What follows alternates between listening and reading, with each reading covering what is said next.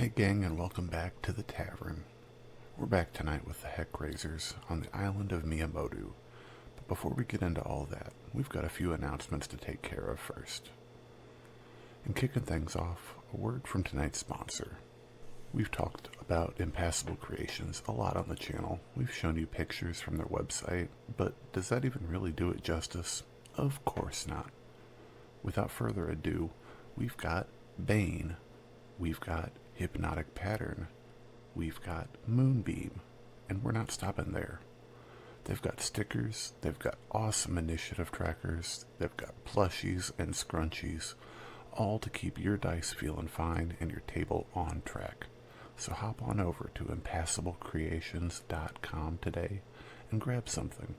But don't forget to use our code YBIT24 at checkout for 10% off your order.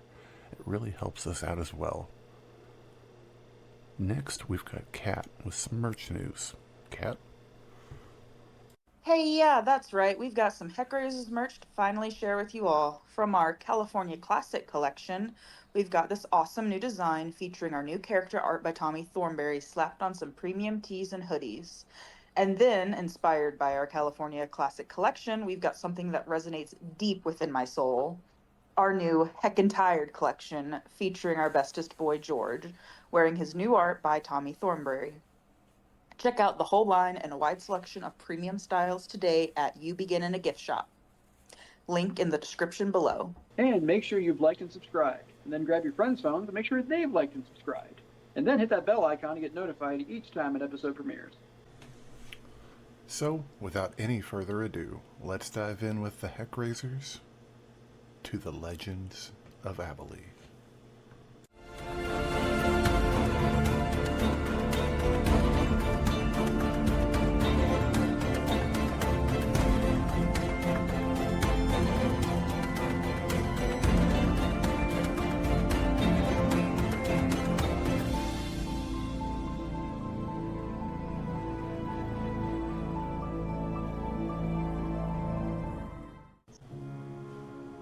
But anywho, so yeah, we'd just teleported actually to the Crystal Heart District at the center of Austria's capital city, Austria. And as you guys were ushered through the Luminary Plaza out front and the beautiful hanging gardens, and you're being told of unrest in the streets by your employer Abhaile. As she ushers you guys quickly into the Eighth Spire, the bureaucratic center of Austria. Oh fuck! I forgot we're back. Yeah. We made it. Made it a little bit of distance. So as you guys push into the bottom, it's this really imposing structure of black marble. It's kind of got like the ionic pillars, like a facade to it. It's a very imposing fronted building. That she had indicated was the base, basically the local city government, the Hall of Storms, where the like storm lords, which are basically like regional governor type deals in their government, they handle business that doesn't really pertain to the rest of the empire, but more just Austria city itself. But anywho, as she pushes you guys in the front door, there is a half-elven female receptionist behind a large golden desk to one side. She recognizes Abhaile immediately and almost looks like she's about to start some, pre-scripted, hullabaloo, but it just immediately goes quiet. And inside the interior's very large open space. It's kind of a split level deal where there's several steps to get down to a large open floor that looks like it's just standing room essentially for people in discussion.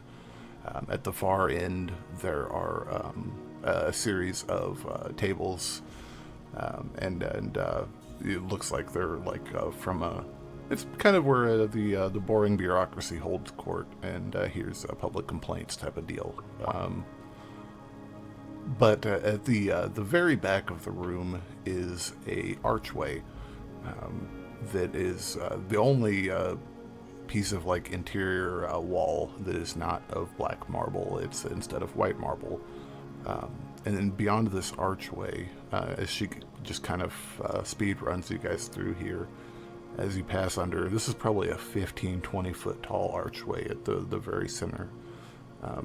You guys find yourselves in a kind of it's a spherical room.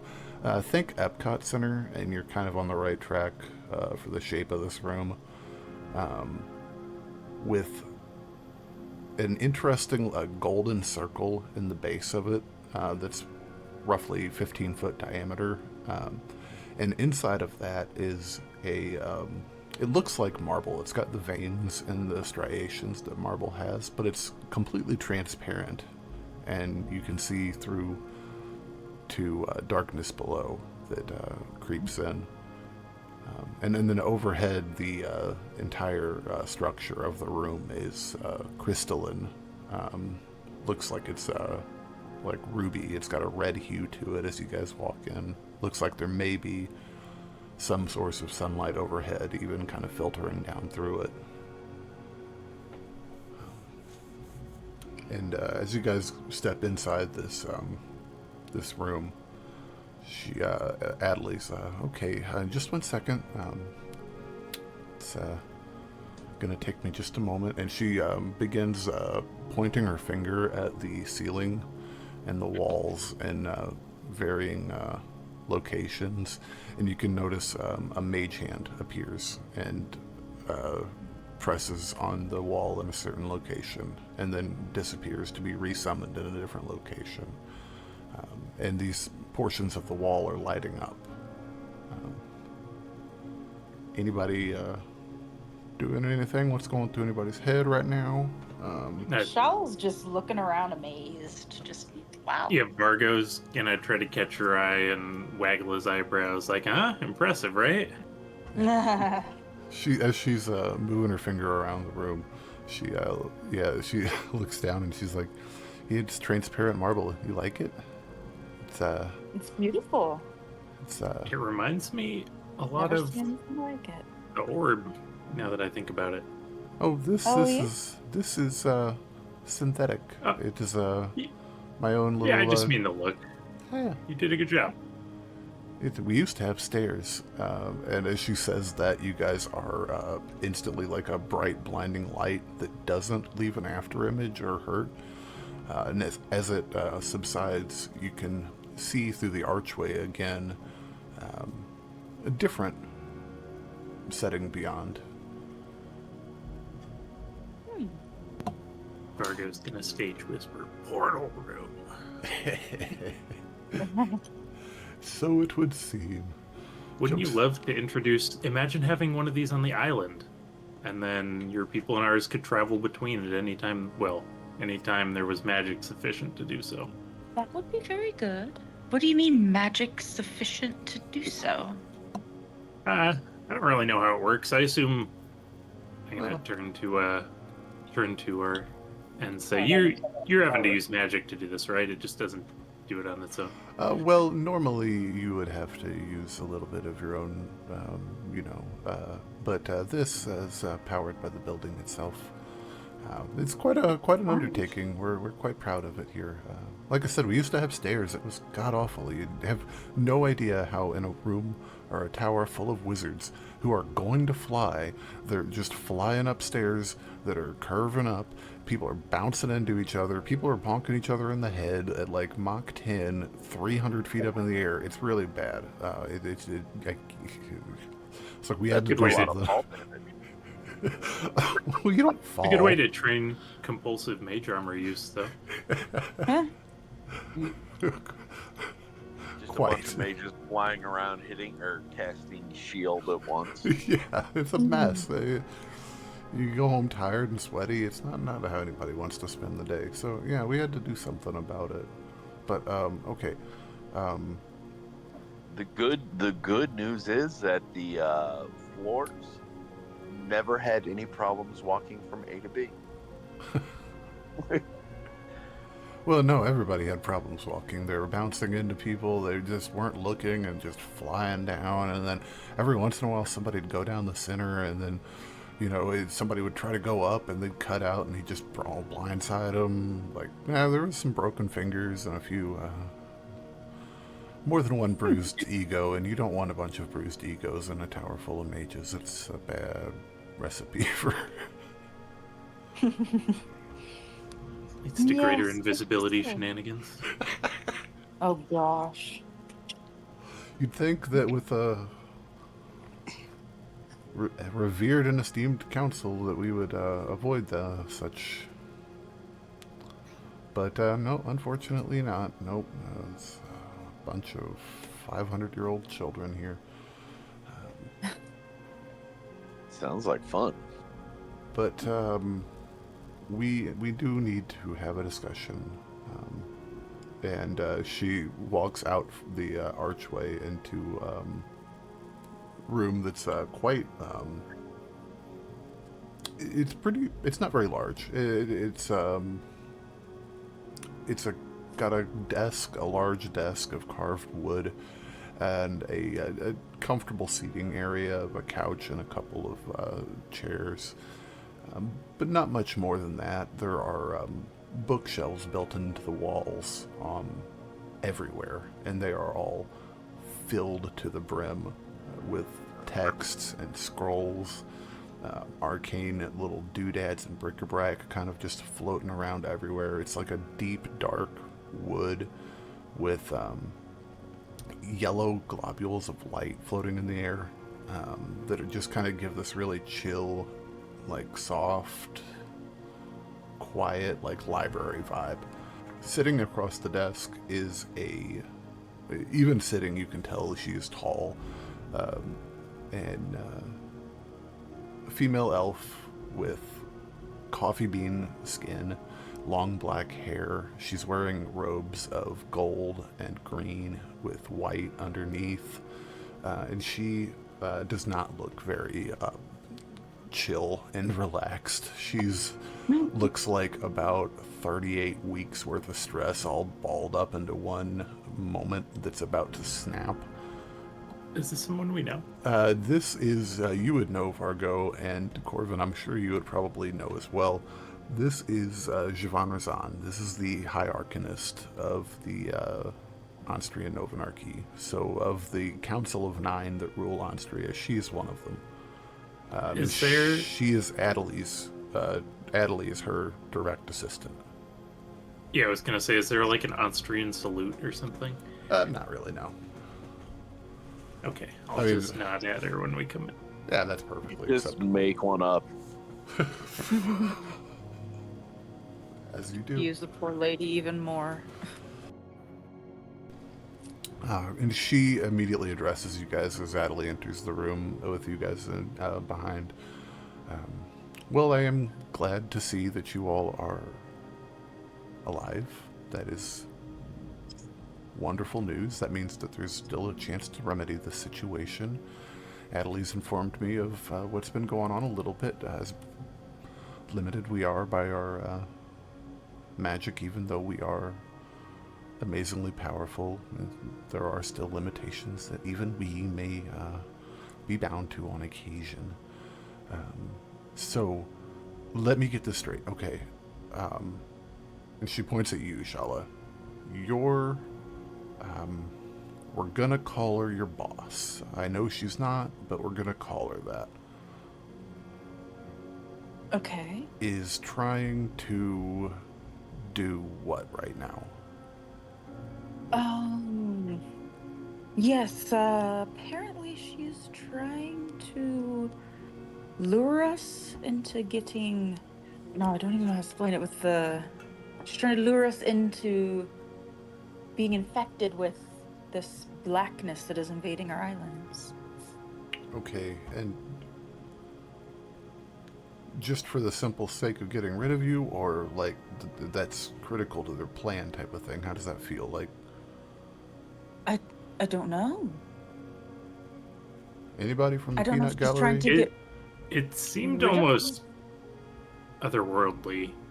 It was very potent magic, and Yes. yeah, like a demiplane type thing. And I it don't know if Fargo would know that terminology, but Oh, sure you describe would. it. Yeah, and they use it to control people? That's what they've been doing so far. There have been. Did you hear about all the messages that were sent? She's heard a brief, probably in like two sendings or shorter from Adley. So she's really this is like a kind of a she's got a debriefing. brief outline. Yeah. Yeah, there have been these cracks appearing all over the island we were on, and presumably the other ones.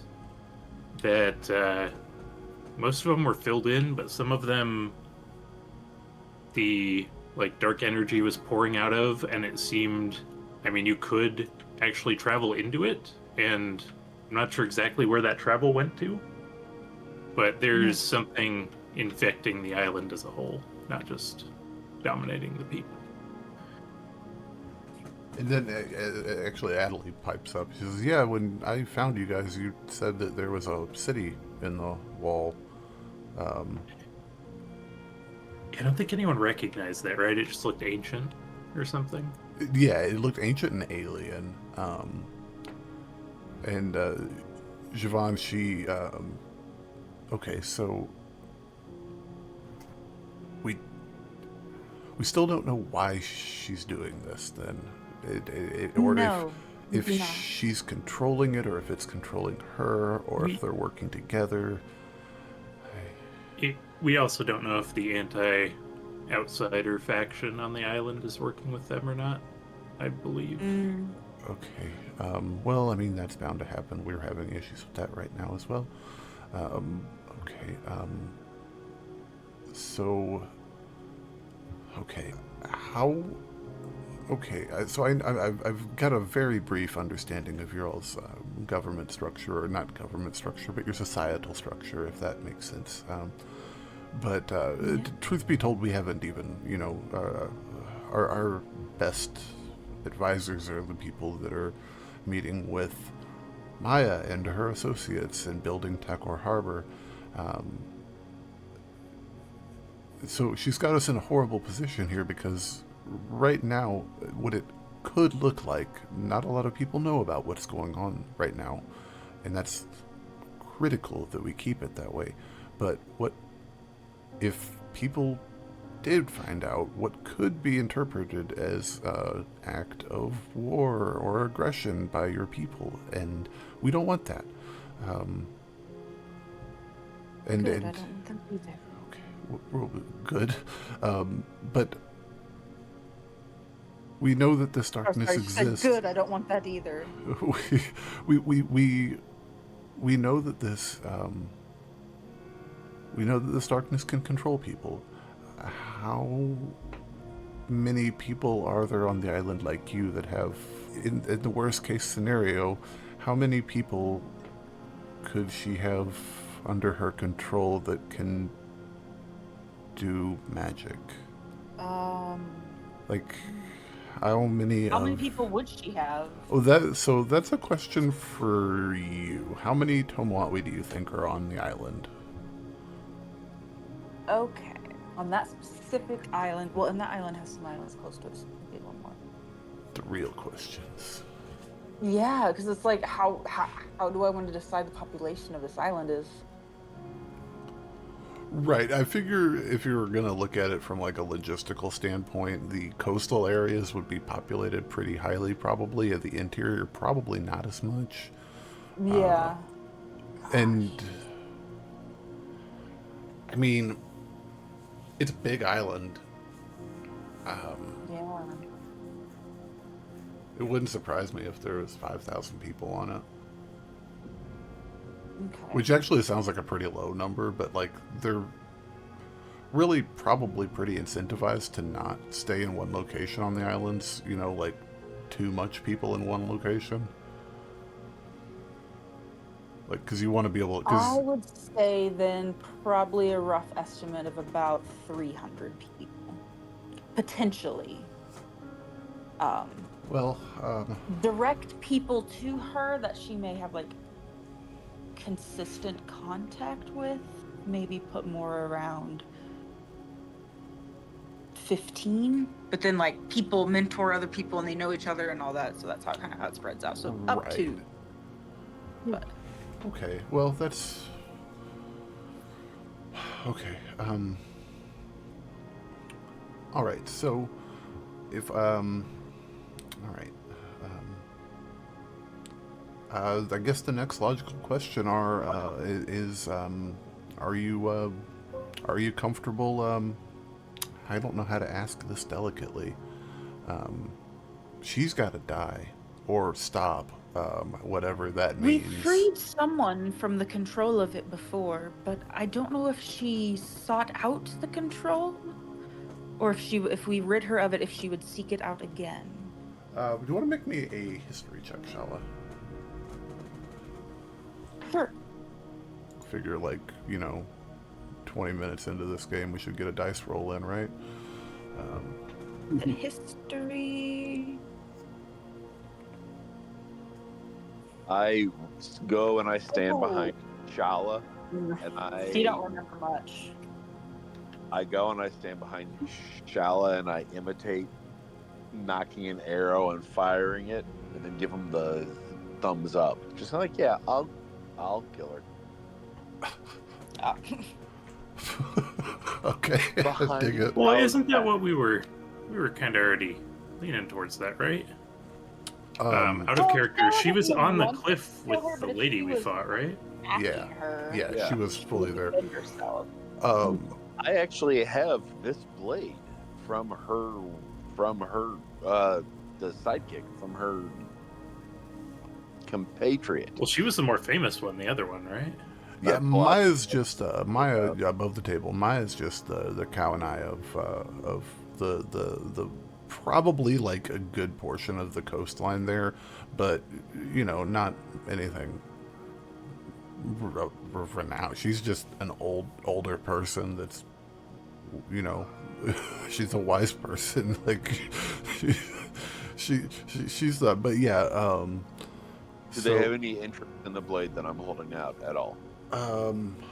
She points at you, but Shalla, you'll also, I'll say, even with a 6, this was very recent, and it was noticeable. You notice she did not look like she was under anything's control. But she points at you, Corvin, and she says, okay, that is interesting. Do you mind? Would you set it down on the desk here? Just as long as I get it back. Well, yeah, just set it down on the desk here. As long as I get it back, and I go and I slowly take it, start to put it back in the scabbard. Say, if you can guarantee this leaves with me, I will gladly let you take a look at it. Well, but this does not belong in a museum. And I shoot Vargo a little sideways glance, and I kind of cock my eyebrow like the people's eyebrow, just to kind of give him like a little joking laugh, and then I take the scabbard out and I put it down. I was gonna say, I could very easily have made you. And she will hold both hands out in front of her, and a golden light will emit in a circle around it. And she runs her hand over the length and breadth of the sword. And as she does, you can see like it lights up, like there's a line, like a laser pointer line going right through it that just follows her hand along the length. Where did you find this exactly? I grabbed it from the woman who Vargo disarmed. She's the one who pretty much shotgun jumped in and started throwing firebolts. Some famous person in the islands? Shalla, you knew more about her, right? Yes, she... What'd you say she did again, Jacob?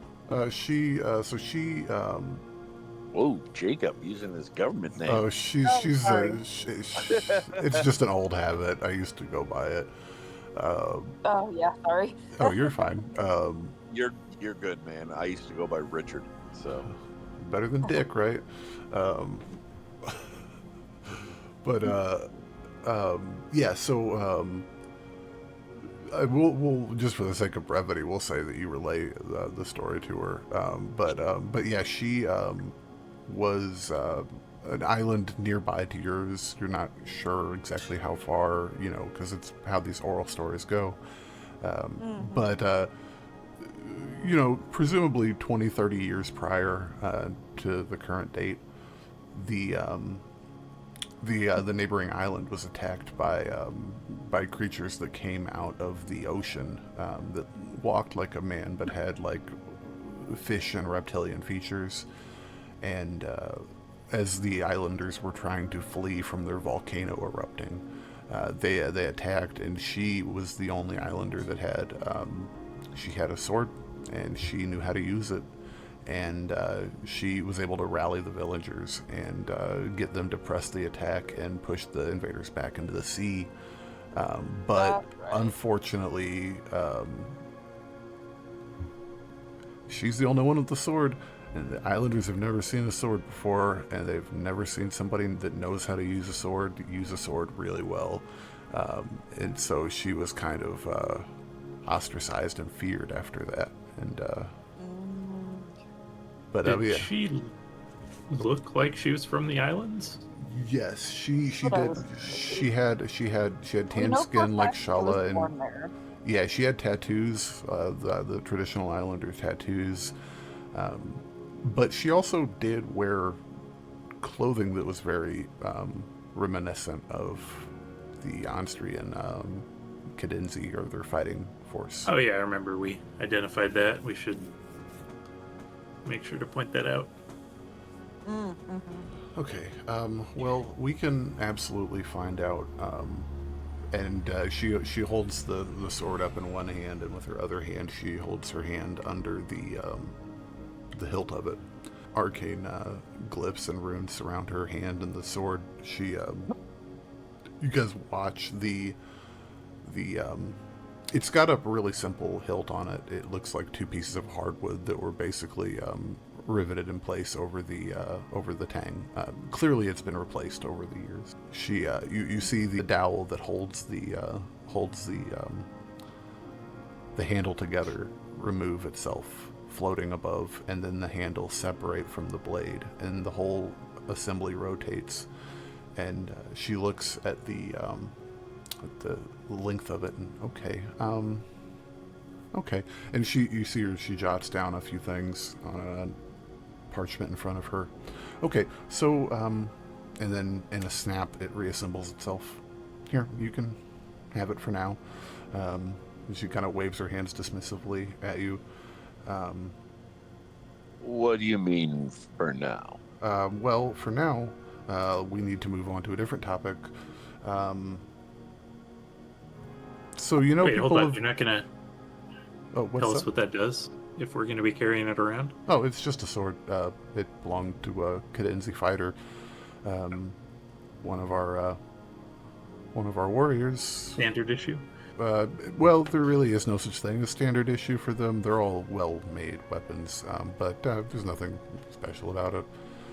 It's really more the bond between the Cadenzi and the sword that makes it special. But okay, so yeah, all right. Corvin, people were gonna freak out a little bit, right? Over what? She face palms a little bit, pinches the bridge of her nose. Okay. No, really? Over what? You shouldn't be carrying that, right? Publicly? No. It's probably for the best right now, actually. It's a little bit sketchy outside sometimes. That's the reason why I'm carrying it. This has nothing to do with that. So I'm just gonna say, okay. So, all right. She looks to you, Shalla, and says, "Oh, it's been very nice to meet you." And she looks to you, Scylla, and she's like, "Okay, you're another interesting thing. It's been very nice to meet you as well." Give a little nod. have a lot going on right now. We're going to get you guys back to where you belong tomorrow. I believe is the plan. Tomorrow morning, Abhaile is going to get you back to where you belong. So, yeah, we've got a, it won't be that bad. We've got you guys rooms set up over at the, what was it again, Abhaile? And she's like, I don't know. Tell them it's the why not? The crystal fluted chalice. We can afford it. And Vargo and Corvin, you guys both probably know this is a pretty swanky inn in the high class, like, residential area of the city. Like, this is where fancy folk come to stay when they visit town for whatever purpose. It's pretty dope. I've got to speak with Captain Teal to make sure he doesn't set loose any of our mages in case something goes wrong. But tomorrow we will discuss a little bit more after I've had time to think about this. But I believe you all look like you're pretty capable. We can probably handle this quietly before it turns into a big deal, right, guys? Yeah? Of course. Okay, that's the attitude I like. Okay, alright, thank God. Okay, Jesus. Cool. And then she goes back to, a book floats off of her desk, and she starts to read it and transcribe something into her notes. She has clearly shifted her focus and is done. So Abhaile is like, she's been sitting in a chair off to the side, and she just sets up, perks up. Okay, I guess we're going to get you guys some rooms. Word of advice, like I said, don't be surprised if you're out on the streets by yourself and bad stuff happens right now. There's a little bit of political unrest going on, and there's just some unhappy folks around, and if you look like you're wealthy or high-to-do, they might grab you. Do you look like that? Thank you. Well, you look like... sort of. But I mean, Get a dragon person who's gonna fuck with us. Well, if you're not with your dragon person friend, which also it's very nice to meet you again. Are we any? I'm just saying, opportunity to open relations here. I'm not sure if either country's interested in that, but alternative to the people on the boats who were on the island with Maya. You hear Javon from behind the desk actually go, we're actually very interested in exploring that possibility once we've averted a potential war. Yes, absolutely, what she said. Okay, but also, we do have a couple, Vargo and Corvin, if you guys could join us tomorrow morning, after sunup is fine, just whenever you get around to it. If you guys want to join us, we do have some things to go over with you guys specifically, but any of the others are welcome to join us as well, but it might just be a little boring to them. But can you take a look at my horn too? Your horn? Your what? Reach into my bag and pull out that giant magic horn. Oh, okay, you want me to, okay, I've expended just a tremendous amount of magic today, but yeah, sure, why not? I'll look at this horn. She kind of turns it over and, like, wiggles her fingers like she's about to cast a spell, and then she's like, oh. Huh. And she, It was in silent mode. Everybody roll me a d20. Nah.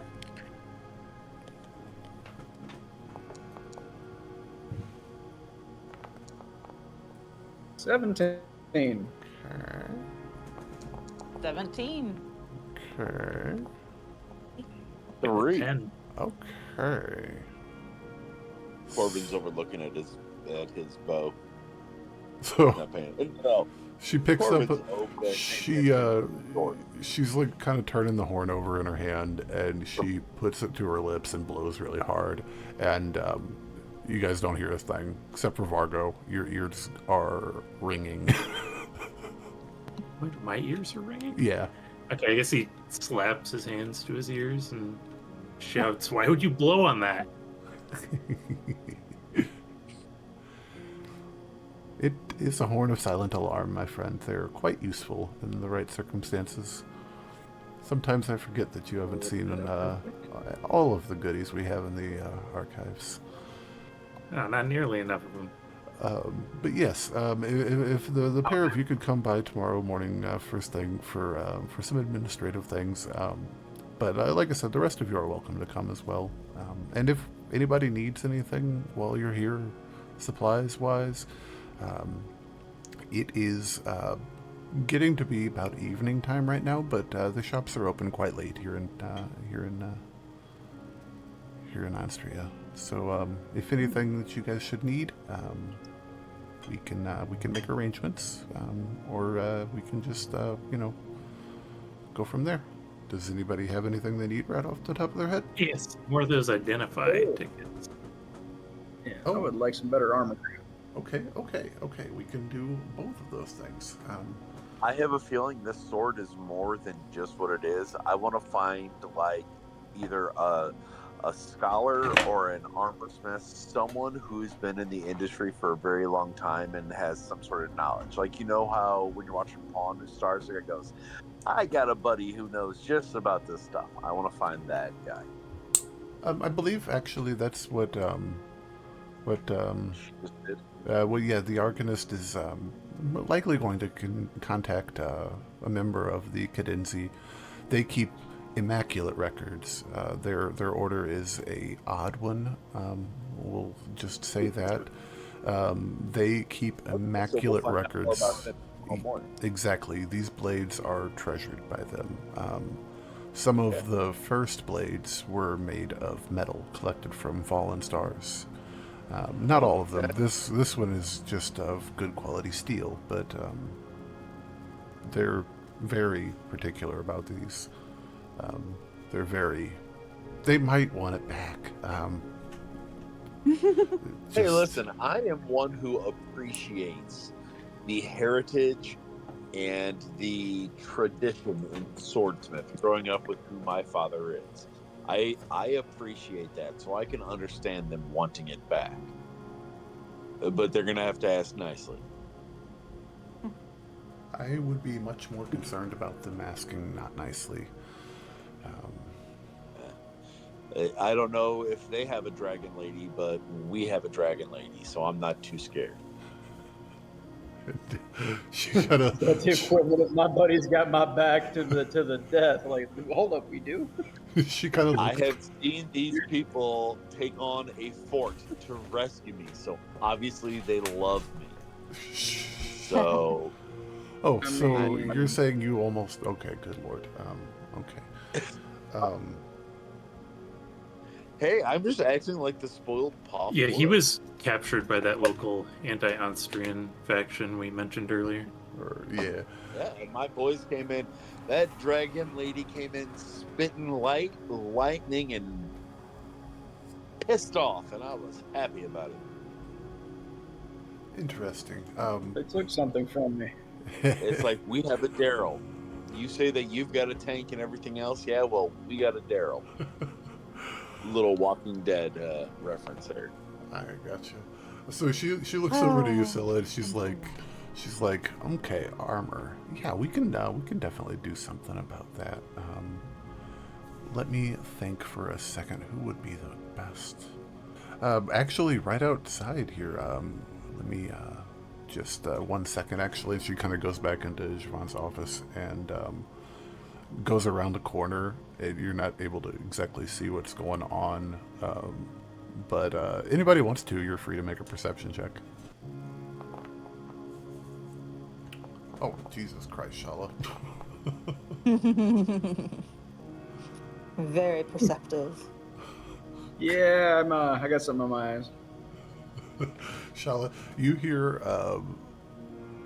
you hear a click, and then you hear and then you hear the sound of, you wouldn't have a clue what it is, but you hear the sound of like a tumbler turning, and then another click and a click, and then she comes back with a large purse of coin. Says, I think we can get you taken care of. We actually have something in the district, which means it's safe to go to. We have the wonderful Runeforge armaments. They're fantastic. They arm some of our best and most talented cadency. And if anybody else is interested in anything, there's also a nifty little magic shop as well. They have some nifty little gizmos and gadgets and potions. Great. But A few more of those pouches, I think we'll be set. yeah, we will absolutely Shalla get just those. wants to explore a market if they have one. Oh, okay, cool. Corvin has 2 questions. What's One, he keeps on eyeing that hand crossbow that Vargo has, and he Oh, goes, you need me to make you one of these? Well, I would say, Vargo, you definitely know the engineer that you went to the tinkerer that you went to get that created. maybe he's made upgrades to yours, and you could hand me down your old one. That'd be cool. But yeah, definitely, you know that it's definitely. He doesn't have a shop or anything. This is a guy that works for the commission, which is kind of like it's a civilian run, completely private. Basically, they're involved in the money. They're involved with the shipping and the trade. They're loaded, and they are about their stuff. And this guy works for them. But this is the type of thing that he does on the side, on the down low, really selectively type of thing, because, you're homies. But yeah, you definitely know where he lives in town. Probably down on the quay, the port district. Is he in a contested area or a safe area? Or, I don't know if we know that much detail. Yeah, I don't know that you know, but if you ask, maybe you can find out. And then my second question is, and Corvin, he slowly moves aside his cape and he pulls out George. And he goes, what can you tell me about this creature? And I showed George to this woman who seems to be all-knowing. She picks up George and she looks at him. And she's like, okay, well let me answer your question with a question. What do you know about him?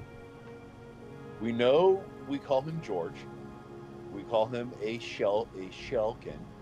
I know that his doo-doo is excellent fire starters, and he can demolish a twig in a blink of an eye.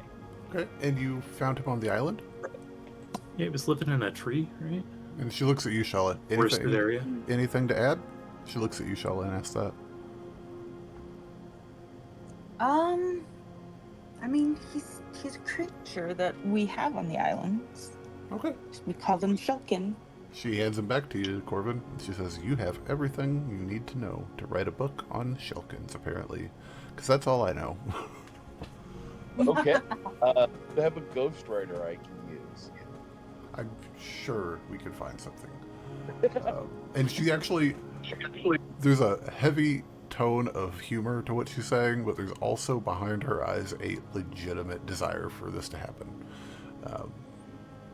Just in the pure, unadulterated search for any information, regardless how trivial.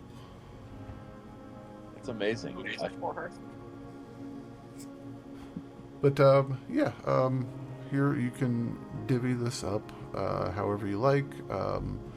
The evening is yours. If you Vargo, I'm sure you can find the chalice. It's and I'm sure that from your time you would definitely know how to find really fancy inn and the really fancy people district. Hey, It's not Fargo. dangerous Yeah. to walk around here, but it is. So let me explain what's going on a little bit. She points off to the ocean, but you can't see it. It's dark. It's getting dark. I don't know. You guys can probably see it. Off in the distance, there's a large hump in the ocean skyline. The hump is made of like blue crystal, and it's just barely visible now as the sun's beginning to set. It's all about that. Siobhan's been doing research on the Moondrop, and they do not like it whatsoever. It's a holy site, they say. We can't touch it, they say. But they agreed to let us out there. They agreed to let us study it. We don't touch it. We don't hurt it. They're losing their mind over it. So it's not like there's roving gangs in the streets, but on occasion they get riled up and protest, and those groups can kind of roam the streets a little bit. But it's not like an occupation or anything like that. It's just dissent. What are they protesting? So the Moondrop out there, they believe it is a blessing from Corellia, the kind of universally accepted deity of Anstria. She represents the blue moon above Aru, and it's significantly, culturally significant to the Anstrian people, without going into a whole lesson on the history of the empire. It's but if you want to someday, I would be glad to tell you. It's a fascinating story, but it is they believe it's a holy site not to be touched. But she knows that it's more than that. It's an entirely magical crystal. It has potential beyond anything we've ever seen before. And so basically we've got religion on one side and innovation on the other side, and they're trying to find a compromise in the middle. And they're getting quite stirred up about it. I don't know. I can imagine. But I mean, I'm not gonna lie, people have gotten hurt. These things tend to exacerbate. People get, they rile each other up. But anyways, there hasn't been protests in days. You guys should be safe. I would say, if you wanted to have the best chance of not running into any trouble, just avoid the glades. And real quick, is Vargo, is he from here or Port Rose? I don't remember. Grew up in Port Rose and then lived here for a few years. Okay. Working. That's probably where your house is. So yeah, you probably want to stay away from there. That's why we got you set up in a nice room. And the way Anstria is set up, just to give you guys like a little. Let me break out the old drawing pen, actually. So it's a circular city on the mouth of a bay. Whoops, I did not mean to do what I just did, but well, we're going to get past it. But anywho, drawing tool. Man, this drawing tool in Foundry could be better. Anywho, this city is like a ring with the quay and the port jutting out to sea. It's walled, and in the center is the that I can't draw. In the center is the Crystal Heart District, and then well, good lord, this is just turning into an unmitigated disaster. Up here is the Glades.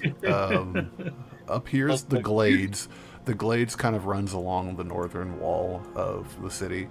The Crystal Heart district here in the center, and then Silver Heights, which is where the high class residential neighborhood is here, and then the other district is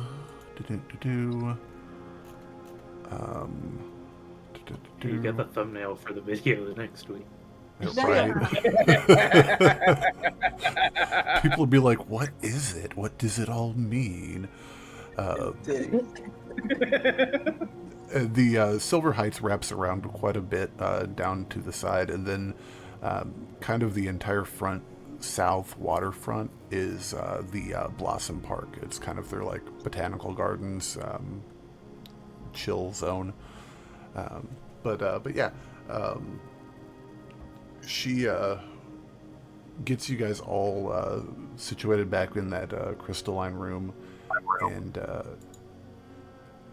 after a few punches in of her code on the... Before we... Oh, go ahead. Sorry, before we leave the scene, you said that Port Rose was one of the areas that's under marauder attack occasionally? It's kind of centers. It's mostly happening here in Port Rose and Perigee Point, just where enough people gather. I think some of the smaller settings, good lord, smaller cities like Wynn, they're, I think, too small to have gotten word very quickly. This is the working class that's kind of all riled up. They're generally not in the magical to do, so they're kind of, a little bit more limited on how quickly they can get information from one place to another, if that makes sense. You know that Corvin vehemently on the side of the establishment, seeing as his father is the head of the establishment for his own area. Yeah, heck yeah. But as you guys are bamfed down to the bottom floor, she's like, okay, so like I said, the Crystal Heart district here is the safest place because it is literally guarded. But like I said, you shouldn't have any problems. She hands over this giant sack of coin. This should cover anything that may come up. If by some chance you have any trouble with anybody, just come find... no, we'll deal with it tomorrow. I need to sleep. Do you have any idea if my apartment has been damaged? I don't think it's been damaged. They're not really attacking. It's in the Glades. Yeah, they're not really, like, they're not breaking stuff. They've set fire to a couple, but they've set fire to things like, There's no... like... Yeah, are there the spells being slung around? No, not at all. No, these are more like, there might be a dagger or two and some clubs. These are kind of just angry villagers. Some of them might have pitchforks, the occasional torch, but like I said, it's usually like, they burnt down an apothecary supply. But I think that was more of an accident than anything. Just kind of got out of control. We're trying to be very diplomatic about this because we don't want it to get out of hand, as it were. All right. But yeah. Do you guys want to? Got anything in specific you guys wanting to hit in town here while we're here? We've got pretty much anything you want should be available. Just wanted to hit the armor for some plate armor, and Yeah, go shopping. that's really about it I need right now. I gotcha. Okay, cool. As luck would have it, as you guys are exiting the front of the Hall of Storms, off to your left is, in fact, the, what did I call it? Runeforge Armaments. It is a quite... it's really not that big of a place. It's kind of two large windows and a door in the front. and you can tell that there's a forge situated at the back of it, but it's really, I mean, especially compared to the Hall of Storms and the Aether Spire, it's dwarfed by it. But even at this late hour, the door is wide open, letting in the nice, warm, subtropical breeze. You guys are more than welcome to go in. Or if you don't want to go to the armor shop, you're much welcome to hit up anywhere else. There's a magic place in the district. I was going to say, I want to go check on Barnabas and Bonafides. Heck yeah, heck yeah. The armory and see if they have anything that can up my my AC. Gotcha, I gotcha. So as you guys walk into the front door, it is really nicely laid out with there's nothing special about it. It's a lot of like stained immaculate hardwoods. There are some pieces of armor up on display, but there doesn't seem to be like there's kind of more of a showroom up front than anything else.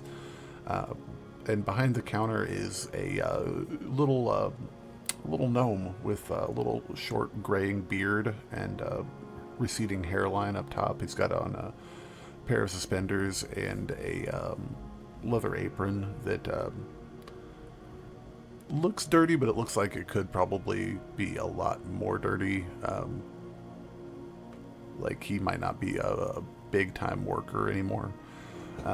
But he sits behind the large like display case desk at the front of the store, and inside that display case there's like small like squares of armor that are like sample pieces basically, in different finishes and in different make and material. So he looks up as you guys enter and he says, "Well, okay, this is quite the troop here. What can I do you for, my friends?" I need some plate armor. Okay. Wow. You are quite the specimen. I am. And he's immediately up and down, and then skitter around the desk, and then up. He's like pulls out a stool out of his back pocket, like a step ladder. Yeah, pulls it fully out of his back pocket, and it comes to full size. And he just hops up, and he's like looking at your armor already, and he's like, "Wow, this is a design I've never seen before, a make I've never seen before. This is intriguing. You are the best thing that's walked in my door all day, if you don't mind me saying." Thanks. Okay. The armor, it offers a lot of mobility, but I need something that has a bit more coverage. Okay. I think we can do something about that. Okay.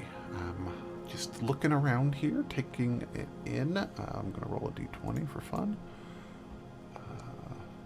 Yeah. I think you guys are probably not from around here, and because I don't know where you're from at all, I'm going to guess you're not from anywhere near here, and you might... time's of the essence, as they say? Yeah, we got till tomorrow morning. Okay, I like a challenge. Okay.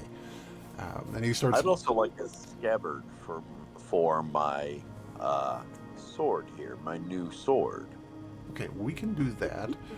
That's easy. Okay. Can we attach that to a quiver so I can keep the sword and my quiver both at my hip? So if I need to, sword's there. If not, boom, arrows are there. I think we can do something with that. Hang on just one second. And he pulls out a magical quiver like that.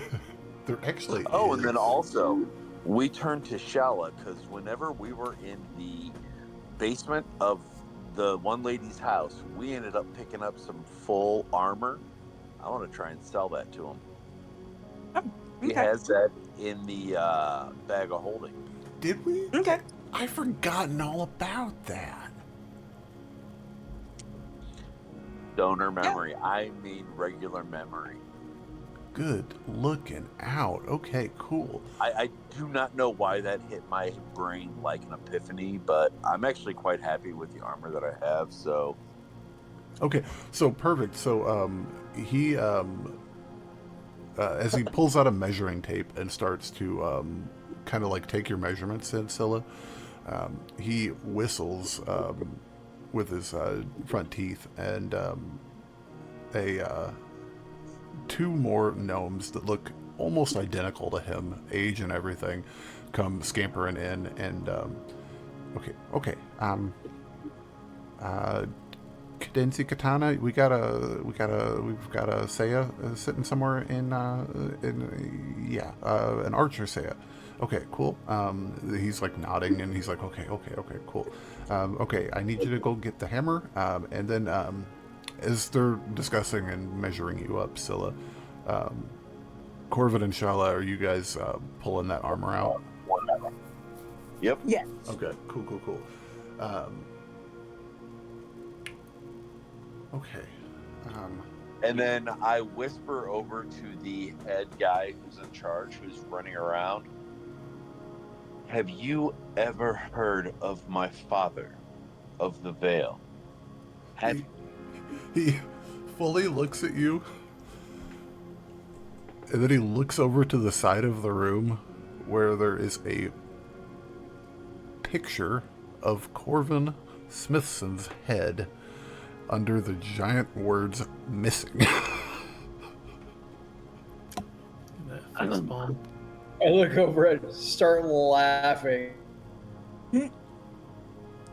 Well, the reason I ask is I want you to put this Double on my over and father's slap my knee. tab.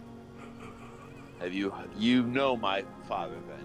Obviously I am someone important. You may send this bill, care of Corvin Vale, to my father, Brendan Vale.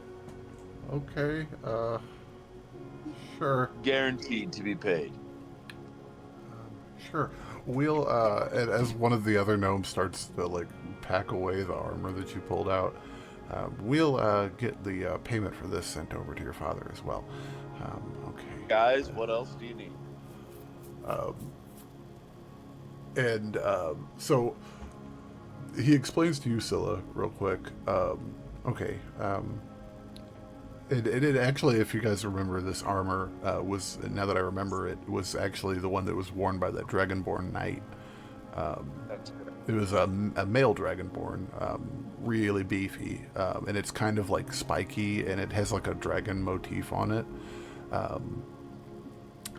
And he explains to you, Scylla, he's like, okay, so we're probably going to actually, this armor that I'm purchasing from the young lord, we're going to be probably taking it, improving upon it, and using a lot of the pieces of this, because you're quite the large, no offense whatsoever, but it would be quite the task to get a whole suit of armor made up in one night. So we're going to use a lot of the bits and bobs for this, but we'll have you something special, something you'll have never seen before. Even to that, and he kind of takes one knuckle and raps on the chest piece. Even impressive compared to that. And then Can't wait to see. yeah. 1 second. I'm going to do a thing real quick. I discreetly, in the background, walk over and pull down the poster of myself missing. I'll address this tonight. You're gonna have a lot of work You just trying to get rid of all of it. imagine when your dad gets word of the tab. It's like, oh yeah, by the way, that son you've been super worried about, he's missing. You owe us money because he bought a sword scabbard from me. No, I'm going to send word. Dearest father, I have explored the island and have found myself in quite the predicament. There are much armaments necessary. Hugs and kisses. Your loving son, seventh son of the seventh son, Corvin Vale. Or whatever it is. And magically a wanted poster with Corvin's head appears on the wall. And then I walk over and I rip that down too. And I put up the missing poster in its place. Nah, It's that's better than one. that's not canon. But yeah, no wanted posters. But yeah, okay. So if you guys come back in the morning, we'll get you guys all squared away. We should be good by then. Gonna have to push back a few things, put a couple of orders on hold, but I think we can do something for you. I reach behind my back and I pull out a small sack of 20 gold pieces and I plop it on the counter and I say, "Thank you for your discretion and your prompt work." Sure. Heck yeah. What is wrong with that? I'm greasing the wheel a little bit. No, I feel you. He's just, he's a little, he's amused. But heck yeah. So yeah, we've got armor being worked on in the Runeforge armaments. They're getting started on a suit of armor for you, Scylla. And they've got they likely will have something for you as well in the morning, Corvin. So where are you guys wanting to head off to next? It's probably like 6, 7 o'clock in the evening. Still a couple hours of light left. Before we hit was a magic shop. It only took one. Never mind. Let's go ahead and knock on the magic shop door. All right. Okay. There's a lot of buildings in the Crystal Heart district, but they seem to be mostly like support staff offices and stuff like that help the bureaucracy, as well as like private studies and like maybe even like research laboratories, things like that. Stuff that doesn't really need to take place in the tower, which is you guys would know the Aether Spire is kind of like the head offices for the bureaucracy. So each of the Novanarchy has their own office in the building. It's where they have their grand map display room, kind of like a war room, except they haven't really needed to call it that yet. But where they've got a large map of the what they know so far of the bounds of the Empire, and actually. It's kind of cool. You'll probably never go there, but it's like actively in real time being created as as the lands are mapped. But anywho, so yeah, there's quite a bit going on out here, and there's really not a lot of commercial. There's quite a few little restaurants and little general stores that are kind of spread around, but you kind of go down this alleyway, and Adelaide had kind of pointed this out to you guys.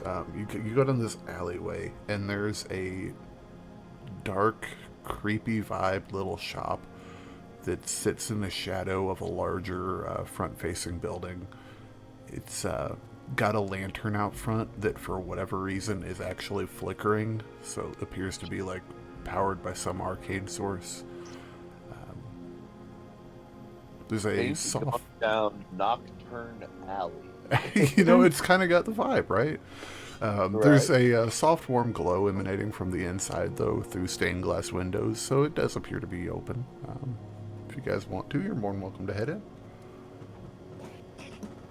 Yes, Shalla is definitely gonna check it out. She's just interested in all of this. Heck yeah. So very different. I'm looking for something that is going to help me raise my dex. Is there any magical anything that can help me with that? So above the table, weirdly, no. Dexterity items are the one thing that do not exist in D&D. And it's because of everything in the world being tied to dexterity. That makes sense. But There's yeah. the one book, right? I think there's a book, and I think there's probably an Ion Stone. Yeah. But there's not an Ion Stone here because she doesn't exist here. Well, then any spell that HeckRazors intelligence that I can get scryed. I gotcha. So yeah, as you guys walk into the what do I call this place? 1 second while I check my notes. Is it Bernie and Bots? It is the Ethereum Emporium. And as you guys walk inside, the sign out front is actually like hanging a little bit from the like from one of its fixtures. But there's also a weird polished thing going on. It's like it's this way on purpose. It's like it's the vibe they're hunting. So as you push in, you're kind of expecting to find like cobwebs on cauldrons and like dark candlelit interior, but it's actually quite posh.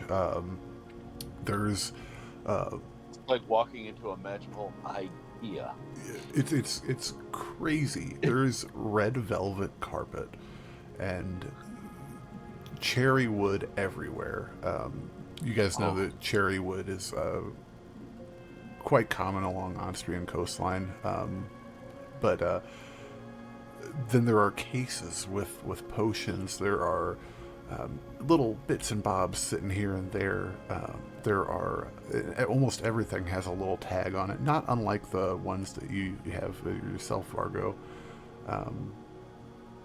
But behind the counter is a half-elven woman. She looks like she's maybe 22 or 23, young, but still has some years under her. And she's studying hard at a book in front of her. She's got a parchment and a quill out next to her, and she's taking notes furiously. She's wearing a simple blue dress that is kind of like a tank top dress with it's just a loose sundress. It's comfy. And she looks up as you guys enter, because as you enter, there is a low thrum, just boom, that kind of just echoes and reverberates through the space. Oh, hello, I did not... Halogen lighting? Oh, no. I'm sorry. Welcome to the Ethereum Emporium. What can I do for you?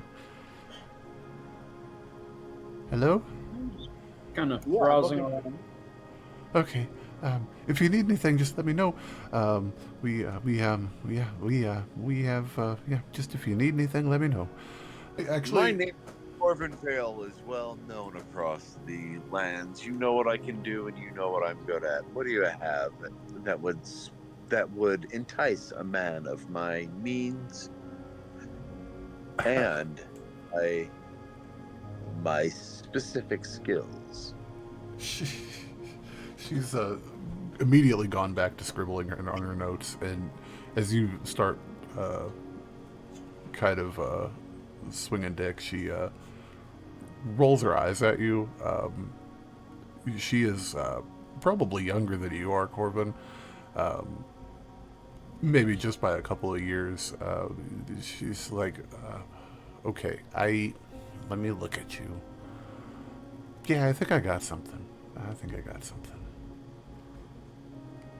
And she steps out from around the corner, the counter, and walks over to a display that's kind of like situated off from the front. And it's a scroll, and she unwraps the scroll. And she, she undoes the string that's kind of holding it together, and she hands that to you. Maybe this is something that could interest you. I unwrap the Okay. roll and Cool. What is it? Roll me an Arcana check, Corvin. Absolutely. Give me just a second. That is one that I am good at.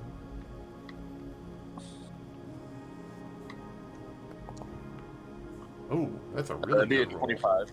Yeah. Yeah, 25. Heck yeah. Okay, wow. it is it's a large scroll. And as you unwrap, we'll say, I'm trying to do math in my head. Probably just about a foot wide. Okay. And as you unroll it, it's maybe 2 foot long. It's not parchment. It's more akin to vellum. It's obviously extraordinarily old.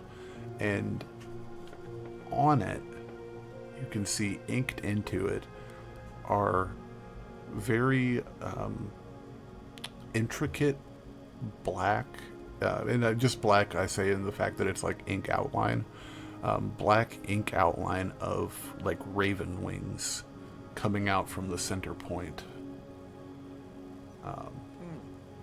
If you want to roll me just a straight intelligence check as well, see if we can compound on this information. Absolutely. Give me just a second to find that, because that is not under attributes that I can see. Oh, there it is up top. Yeah, there you go. Is that an ability check, you said? Yeah, just ability check. Ooh, 5. With a 5. Yeah, it's like... Do I get a plus 12 for having George on my shoulder as a cheerleader? Let's just say that. I don't think so, but with a 5, you're very positive it's some type of vellum or like a skin used for like blueprints. Yeah, it's a scroll of some type with a pair of inky wings, not inky wings, inked wings on it. Are you kind of? I show it to Vargo and I say, "Hey, Vargo, you know a lot about history and stuff. What do you make of this?" Vargo, do you want to roll me just a straight intelligence check? Sure. Can I? Right to the man who's got advantage. Yeah, you can guidance yourself. I'll say in the workup for this, you'll be like, okay, yeah, I can take a look at this. Thank you, Vargo. 16. 16? Perfectly fine. You're reasonably confident, Vargo. This might be human skin, elven skin.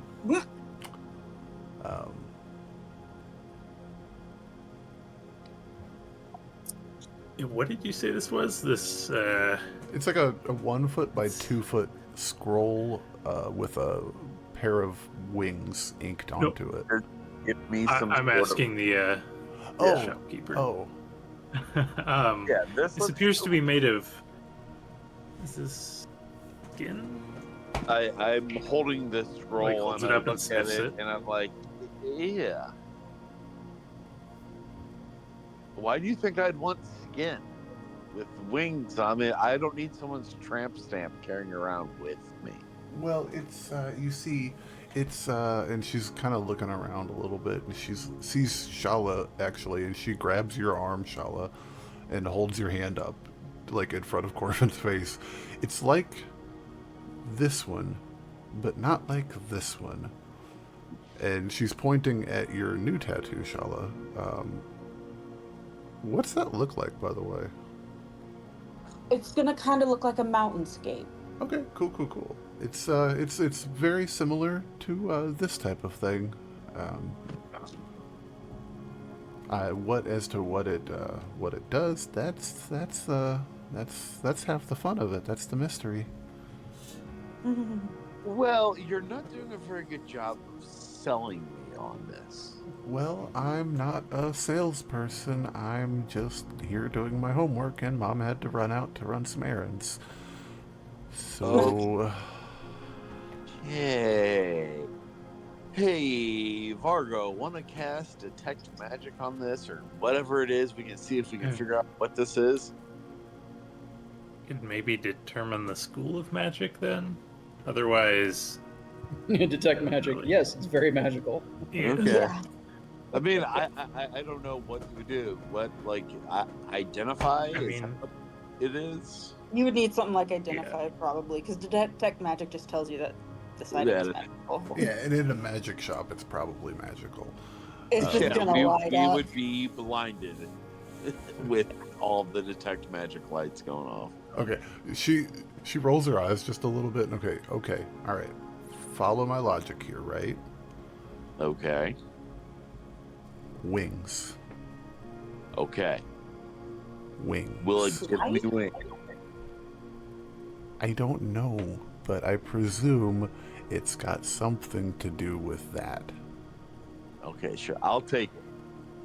Okay. And you said What I'm else sending you got? the bill to... This one I'll pay out of pocket. Since we saved money on the armor and everything else, I go to Vargo and I'm like, hey, give me a couple gold out of there, man. I don't have all the gold. Oh no! So so Adelie handed you her she gave it to me, purse okay. of Yeah. but Gotcha. Yeah, how much is in there? Or is it just so as you intelligence? open it up, actually, it's not gold pieces. While gold is It's becoming significantly more common in Austria, and a lot more circulated, especially no thanks to a large part thanks to the commission. This is a simpler, older form of currency that is accepted by everyone everywhere, and inside you see a large amount of small spherical diamonds. Oh, that looks like a lot. Yeah. It's a bag of holding. It's literally Scrooge McDuck's like vault that we're carrying around. Do you want to make me a Arcana check, Corvin? Sure, certainly. Yeah, I say that if you're holding this bag of diamonds, she'll just be like, oh, it's... Yeah, can I examine these and figure out how that'll much be a they're worth? 24. 24, it is, in fact, exactly that Scrooge McDuckian vault. It is... in Vargo, they're a wide range of... Some of them are small, some of them are large. A few of them are very large. There's a lot of them. So she kind of sees the bag. And it's a Crown Royal crushed velvet bag, kind of vibes. And she immediately recognizes it and says, "Okay, Yeah, best behavior. Can study later. give me 3 small ones. That'll be fine, I think." What else you got there, hun? Roll me a d20, Corvin. Yeah, I'll pull out 3 small ones. Cool. Um, It's fun I'm having also currency interested that in- doesn't matter, isn't it? Yeah. Also interested in cloaks or rings. So yeah, she pulls out. You say you're looking for a ring, Vargo. She pulls out a couple of really intricate bands that are. They look like they're shiny white metal. So not sure. Maybe mithril. Maybe something a little. There's some nice. She's like, I've got 2 of these. And they are quite... I mean, I'm not going to lie to you guys. I don't know what half of this stuff is. I do know what these are. And they have tiny little sapphires kind of in the middle of them all the way around. And these will make you just a little bit harder to hit. So we... above the table, I've got 2 rings of protection. I'm usually far away, so if you guys want to take them. Fair. Is it basically just up on your AC or? +1 bonus to AC in your saving throws. Oh, okay. Yeah, it's handy Go little. for one of those. Yeah. You guys can change some currency for those as well. And Corvin, with that scroll, basically what you'll need to do is spend an hour attuning to it, and in that time what'll happen is the tattoo will unattune to the skin that it's currently affixed on. And Oh. yeah, some people don't really know how these needle things work. So somebody gave up the ghost for that one. But right on. So So pretty much you gave me a tattoo of wings. I gave you a tattoo of. We'll figure that out when we attune to it. Okay. Yeah. But Watch them be just like little bitty cherub wings. I can't leave them more than like an inch or two off of the ground. it's just one. It's just one of the two. Yeah. It's like, well, apparently this guy had a twin. Heck yeah. So it is probably 7:30, 8 o'clock at night now. Where you guys want to head off to? I want to go attune to my new wings. I'm kind of looking through something to see if there's something that I would be interested in for Shalla. Okay. Roll me a d20, I'm Shalla. peeking around too. Okay, it's still a roll me a d20. Why not? And like me, when I go to the vinyl shop, I'm looking for that hidden gem. I'm going to roll one for you as well, just in case. Shalla, she fishes out a pair of the Dr. Octopus's welder's glasses a little bit. Okay. These she's like maybe she like holds them, like looking them over, and then she just takes her hand, holds it up, and makes like a cut, like a conductor's cut, and all the lights in the room die out, and she holds it up to her eye, and she's like, yep, you can, yep. Reignites the candles and the light sources. Yep, these will let you see at night. Yeah. So that is goggles of night that you can add, Shalla, and then Scylla. It's a silver hip flask with a like a chased engraving on the front of it that looks like a cloud, kind of, almost. I've been eyeing this myself, but I'm not going to do anything cool with it. I was just going to get in trouble. Don't take the top off until you're ready to, but it will smoke out the entire whatever room you're in. I can have fun with this. Heck yeah! So that's Like, smoke out. Well, I mean, Smoke screen. joke's on you. Everybody's got disadvantage on everything now. Your movement speed's halved, and you're hungry. Heck yeah! Movement speed's halves and you're hungry.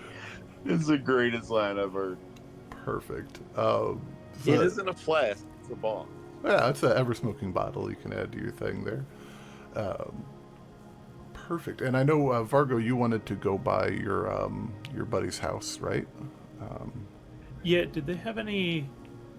sorry, my cat stepped on my power button, and I had to reconnect. You're good, man. Did they have any cloaks or anything? What else did we shop for? I just heard the tail of it. They don't seem to have any cloaks right now. She's I can see what I mean. She might have stuff in storage. You might maybe come back, tomorrow maybe, or some other time. But I also know that like she can do custom orders for people. It usually takes a while. She has to get the rituals just right. She's a perfectionist. All right, well, we got to teleport out tomorrow morning, so Okay. I guess we'll just take this. Okay. All right. Well, thank you so much. I wasn't expecting to have customers tonight. Yeah. Then she's like immediately back to studying her book. I just look at her and say, "Stay in school." Oh, that's the idea.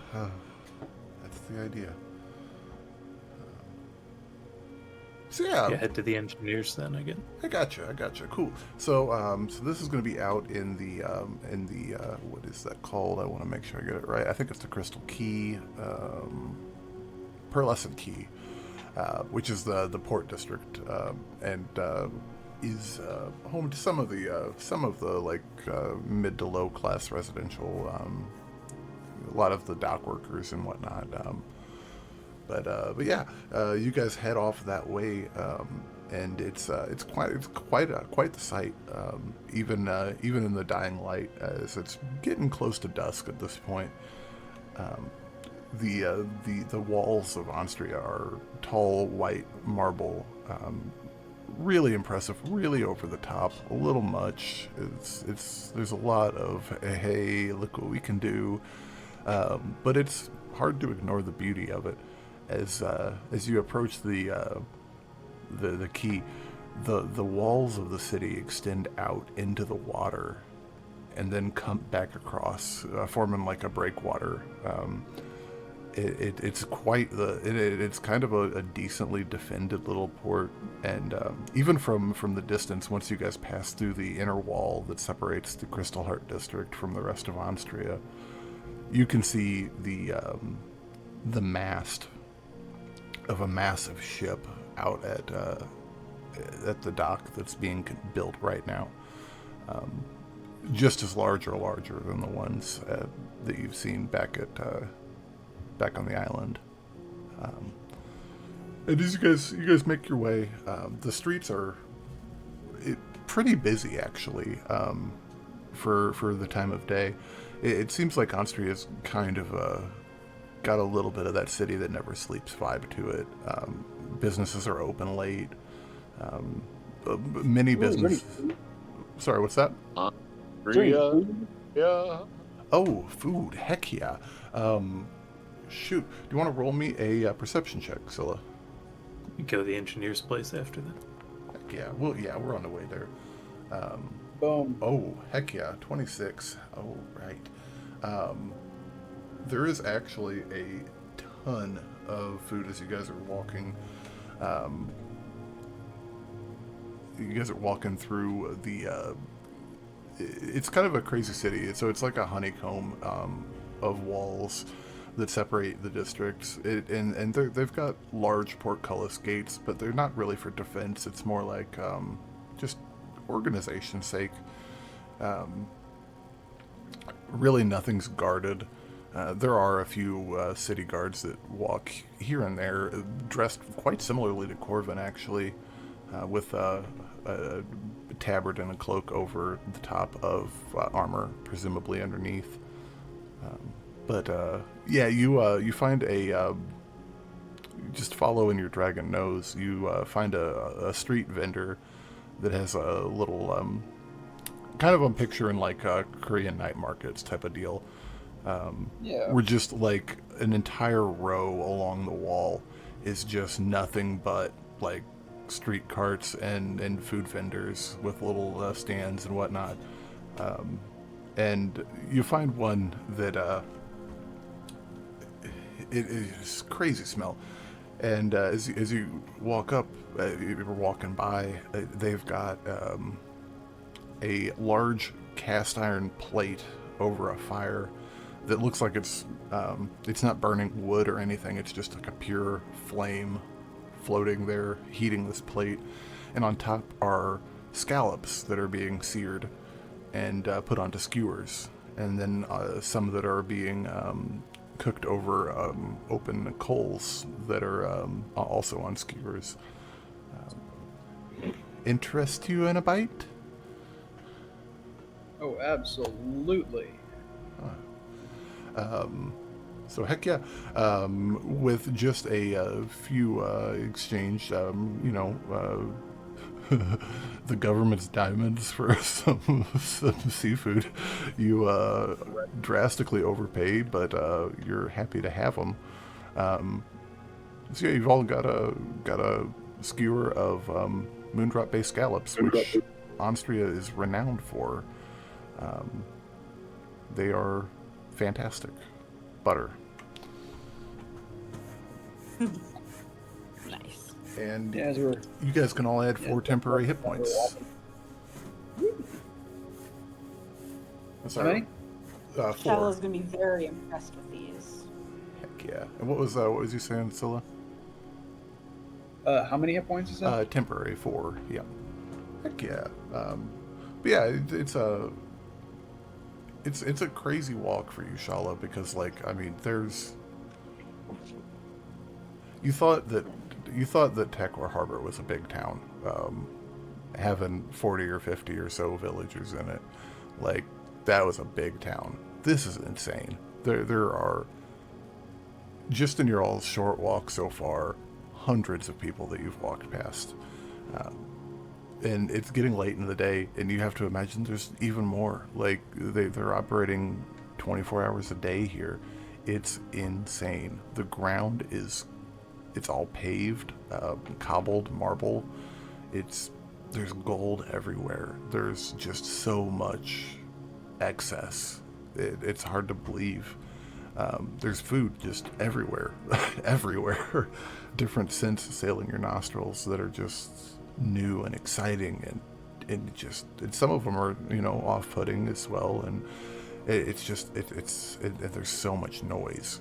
It's a little overwhelming probably, but man, is it cool.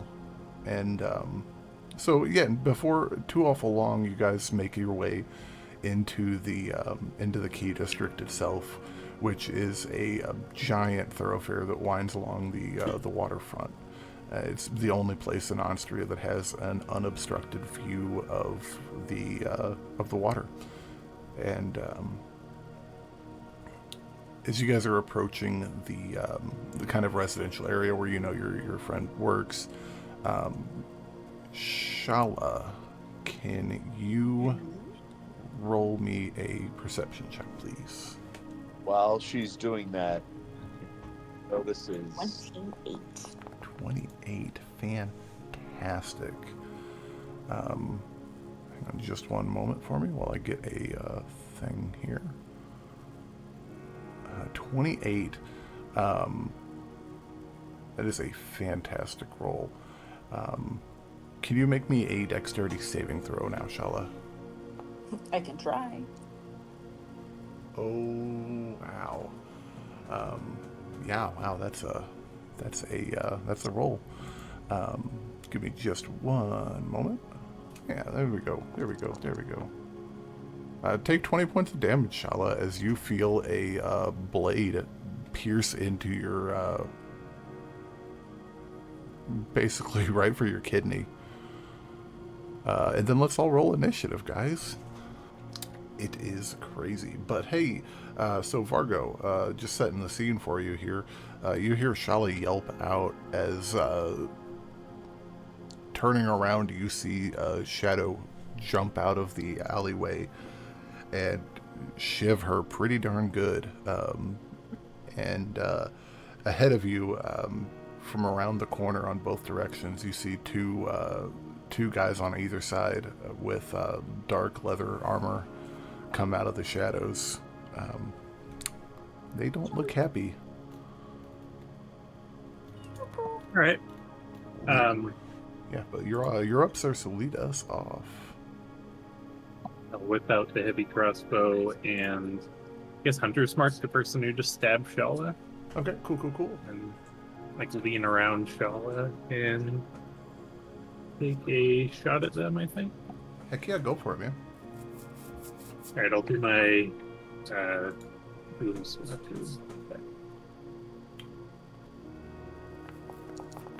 So the person at the 12 o'clock is the one who stabbed Shalla, correct? Yes, sir, yes. Alright. 15? 15 will miss. Okay, I'll do my normal attack. Alright, go for it, man. Ooh, 18? That's my free roll. 18 will hit. Go ahead and roll some damage. Alright, I'm gonna make this one a, I guess, disarming attack. Okay, cool. So that's a strength save and throw. 16 damage, or, yeah. Cool. Yeah, sales. You pelt him in the left shoulder, and he drops one of his daggers. You see he's got 2 daggers. He's got a one that's got a like a black like cast iron look to it, and another one that's got a kind of a sick little curve to it. He drops the black cast iron looking one, and he grits his teeth in anger at you. Anything else you want to do, sir? Yeah, I'm gonna action surge and then shoot at his other dagger. Oh, Or other side, I guess. heck yeah, roll an attack, man. Yeah, hit, I assume. Yeah, 23 will definitely hit. So that is a strength saving throw again. Oh wait, sorry, no, that was I forgot we haven't. Oh, did you Was not we have have a short rest? I will say that we've definitely had a short rest. Okay, because If anybody I else had wants one to, left. I thought I refreshed it on a long yeah, rest. if anybody else wants to take a short rest, I'd say that between everything we've got going on, you definitely would have had time to catch your breath and get.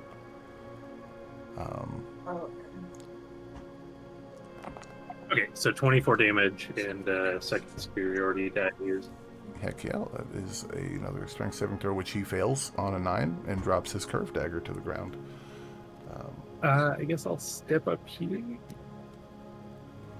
and put away the heavy cross. Done. Perfect. I like it. Cool. That brings your turn to a close. The guy that just jumped out and attacked Shalla, he is going to... Let's see what he's going to do. Yeah, perfect. That's 100% what he is going to do.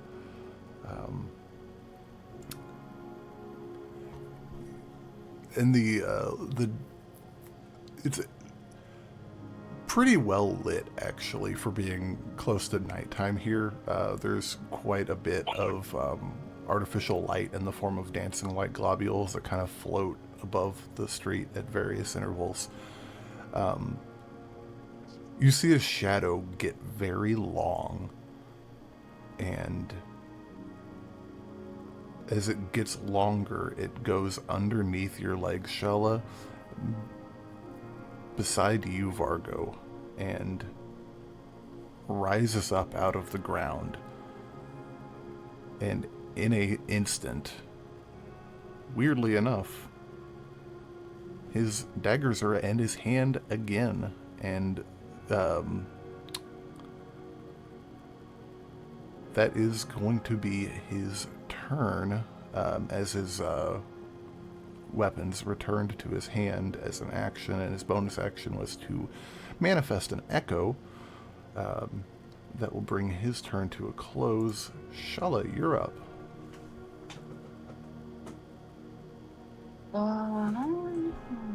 I gotta see if I can find a token for this thing.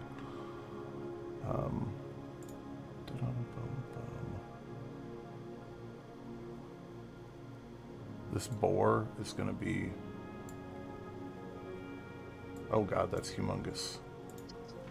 Forget what I just said. Not that boar. Okay, Shalla's gonna cast Ice Knife. Jet's going to be his thing. Where are you going to cast Ice Knife at, Shalla? It's gonna be just... Oh, dang it. Which is the one that hit me? The one that's directly right there. Okay. That one, I'm gonna cast it at... Oh, wait. Beside me? Yeah, right beside you. He just shivved you in the kidney. So who... Are these... Those are his buddies also. Yeah, they're... Okay, she's actually gonna throw it at one of them to try to hit at least a couple people. Okay, heck yeah. Go ahead and roll that stuff. Or is it it's an attack roll and then they make a save. So yeah, go ahead and roll the attack roll. Yeah, I think I did. Oh, by accident. Yeah. 20. Yeah, 20. 20 hits. Go ahead, and that'll do, and that is a dexterity saving throw that these fellas need to make. Saving throw. normal. One of them's not doing good. Saving throw, normal. Other one's not doing much better, Shalla. I'm not gonna lie to you. So that is 11 damage as the ice knife buries into his shoulder and then explodes into the other one's face. Nice. 11 points of damage to the pair of them. Heck yeah. Heck yeah. Anything else you want to do, Shalla?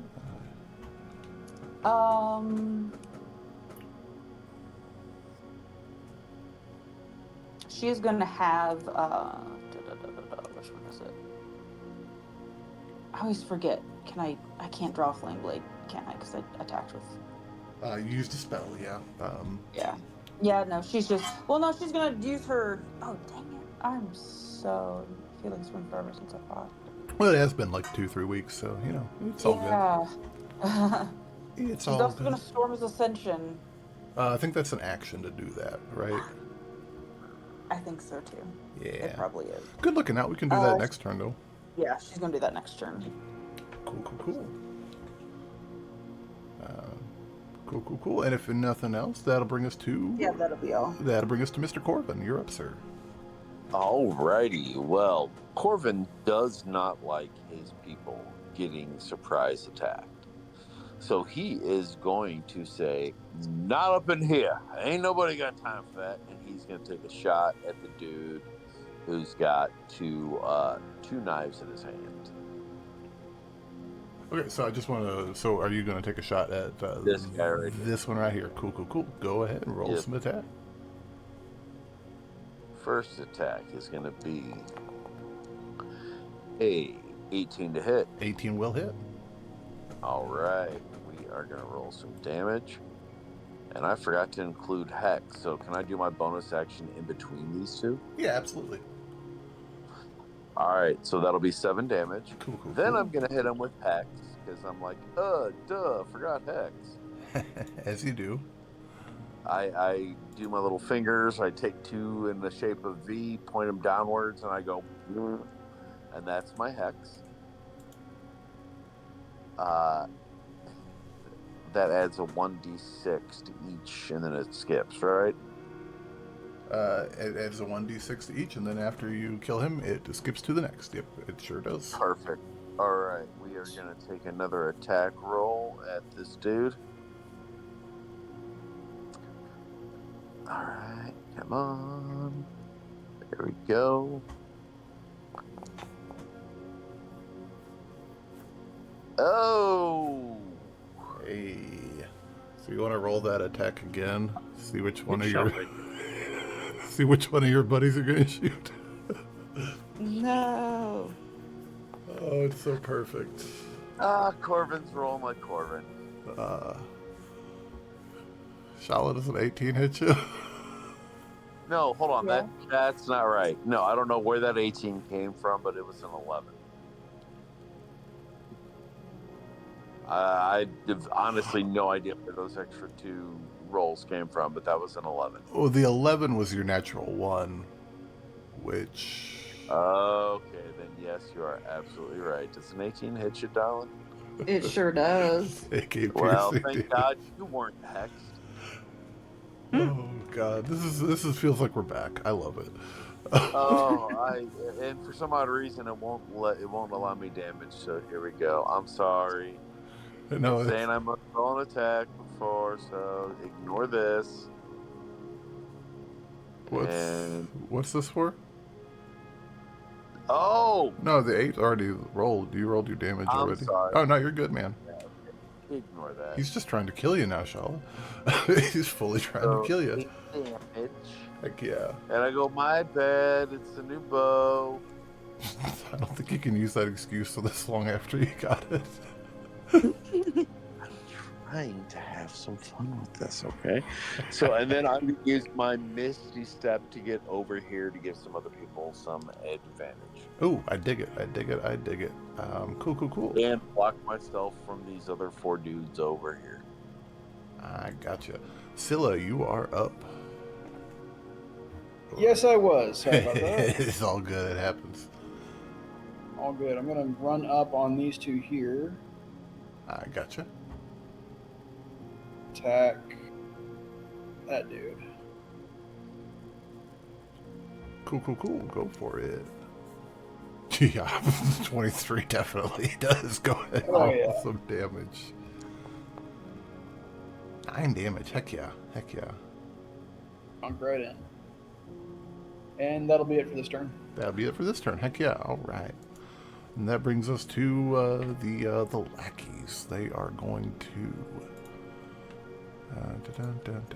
Scylla, the first one here next to you, is going to attack you with a short sword. If I can get the thing to roll. There we go. Is it just me, or is Foundry acting up? It's probably acting up. They were having some issues over the last week. Gotcha. Discard previous. Oh, I gotcha. I very much enjoy using this tabletop. I very much do. Oof. Scylla, you want to make an immediate counterattack against this poor idiot? I thought I was the only one who was allowed to roll ones. Oh, no. The flunkies always get to roll ones. 21 hits. Go ahead and roll damage. This one's... Hell yeah, it does. This one's having a bad day. 10 damage. Heck yeah. Boom. He is... Legs are trembling. He is not doing good, but he's going to try and connect with one more short sword attack. Oh, come on, buddy. Nope. Then the one to your south, Scylla, is going to do the same couple of attacks. And that's going to be... Ooh. It's a me, Mario. So that'll be 1d6 plus 4.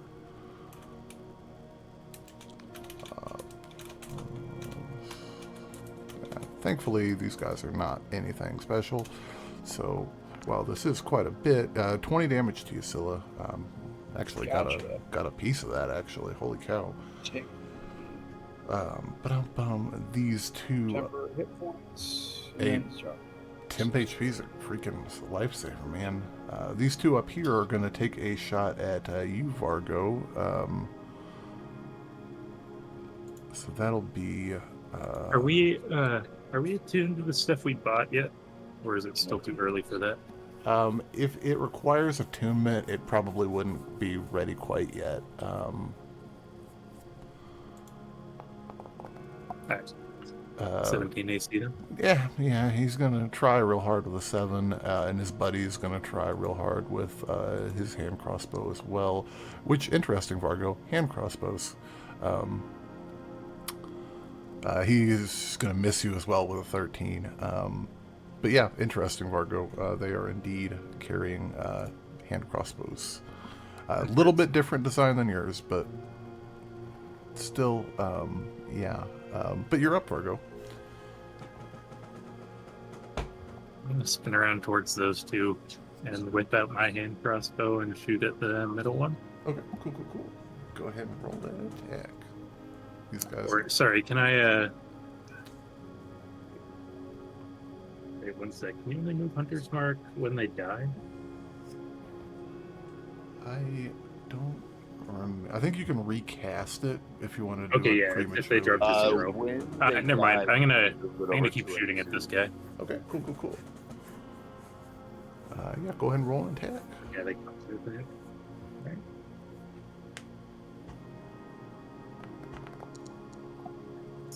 Yes. Yeah, 13 will miss. Bonus action attack. Go for it. Hey, that'll hit. That'll hit for sure. Let's see. He's up next, right? Yep, he sure is. We'll do a menacing attack. Cool. And that's a saving throw? It's been a Wisdom minute. 16 or frightened. Ooh, heck yeah, Wisdom 16. Let's go for it. That's the wrong character sheet I tried to roll.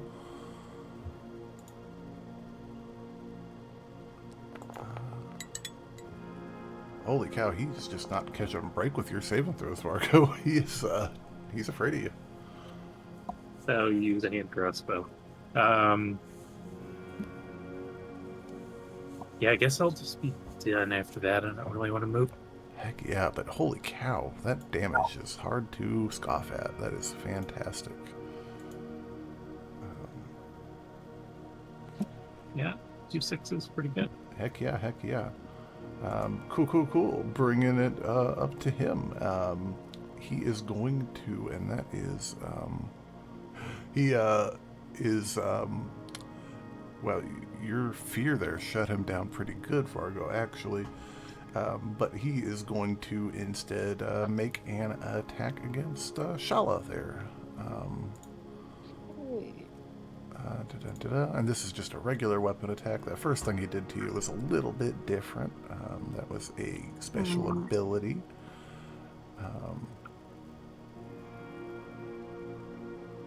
They are going to make an attack with their dagger.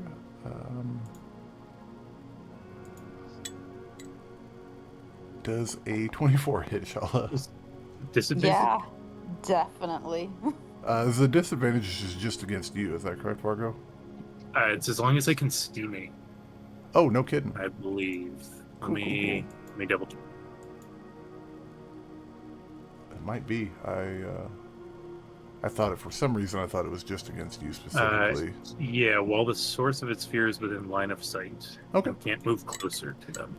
Heck yeah, we will do this again. So, does a 12 hit you, Shalla? No. All right, good looking out, Vargo. Heck yeah.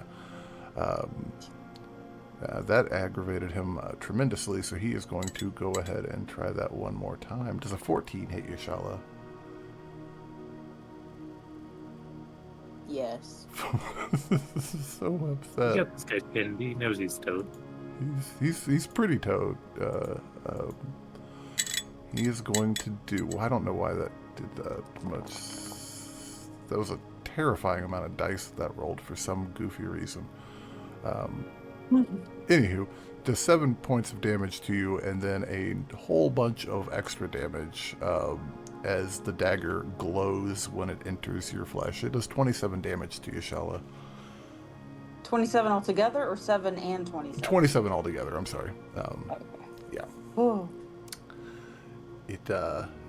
Okay. It is no slouch, but that is it for him on this turn.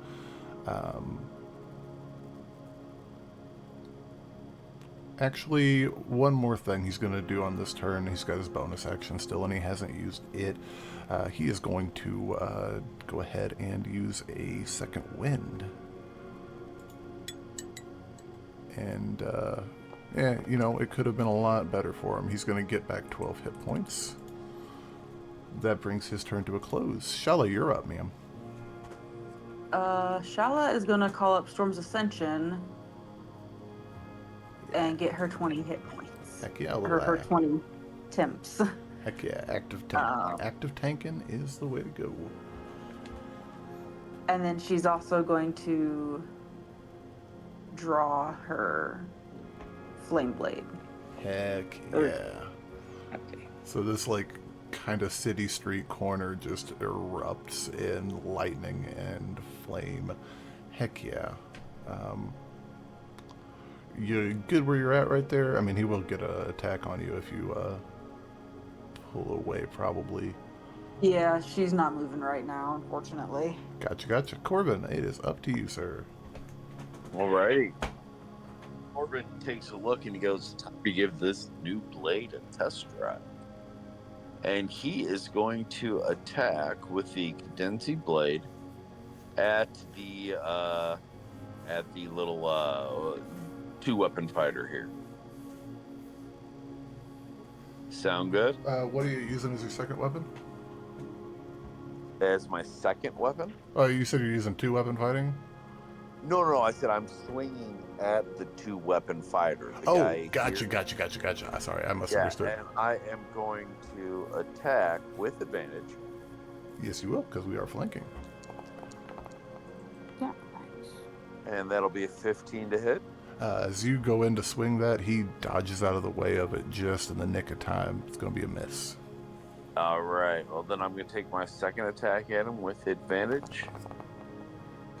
Heck yeah, heck yeah. Jeez, 10 a will 10 to hit. also miss, yeah. Yeah. All right, I'm taking my action surge. I am not walking away without making a hit tonight. I am actually getting a little pissed off that I am rolling like horse. There we go. Yeah, that'll hit. That'll hit for sure. Ooh, max damage even. 12 damage. Heck yeah. And then I'm going to take my second strike there. Go for it. That knocks his action. Second wind that he just ate. That's a good hit. Thank you. Hey, that'll do it too. Thank God there was advantage because that was a nat one otherwise. It'd be that way, right? Right? 7 damage. Heck yeah. So that'll be 19 total damage this turn, and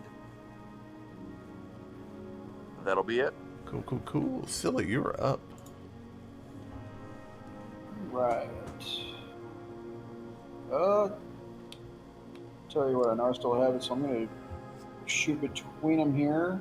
Gotcha. And aiming northward, I'm going to fire my breath weapon. Ooh, heck yeah. Some deck saves from these guys. All right, and you might have to rotate it for me because it won't let me spin it, but there you go. I gotcha. Because I don't remember what the rotate for a key was anymore either. That is a 14 from 1. Let me see if I can. Just 1 second. There we go. I'm getting it. Cool. 11 from the other. Looks like you're having a keypad for it. So a 14, 11, and a 15 on the breath weapon. So it looks like one. Yeah, the 11 fails. Yeah, we'll take half damage on the other ones for sure.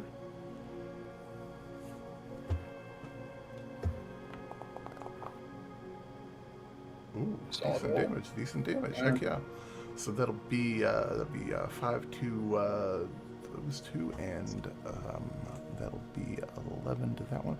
So this one here, actually, not this one here. This one here, he is dead in your lightning blast, crispy on the ground.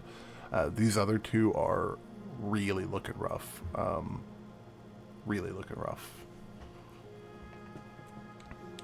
Anything you want to do for a bonus action, man? No, I'm good. Alrighty. Then with the thug's turn, this one is going to try and make a short sword attack on you. And that'll be, oof. You want to make another counterattack, Scylla? I can do that.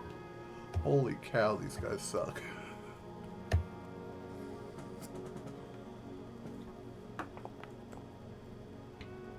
Twenty hits. Roll some damage. Heck yeah. Boom. Hell yeah. He is looking so rough. Just from the first hit, oh my gosh. These two up here that just got fried by you, they're freaking out. One of them's gonna point their crossbow at you and take a shot, Scylla. That'll be oof, that's that prod 20 to hit, dirty 20? 20 hits, yes. Cool. That'll be for 7 piercing damage to you, Scylla. And then Vargo, the other one, is going to run around the corner here and take a shot at you with his crossbow as well.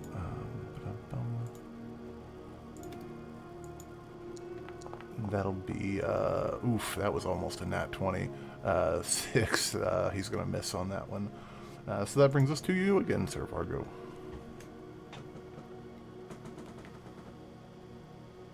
Alright, I'm gonna hang crossbow with the guy.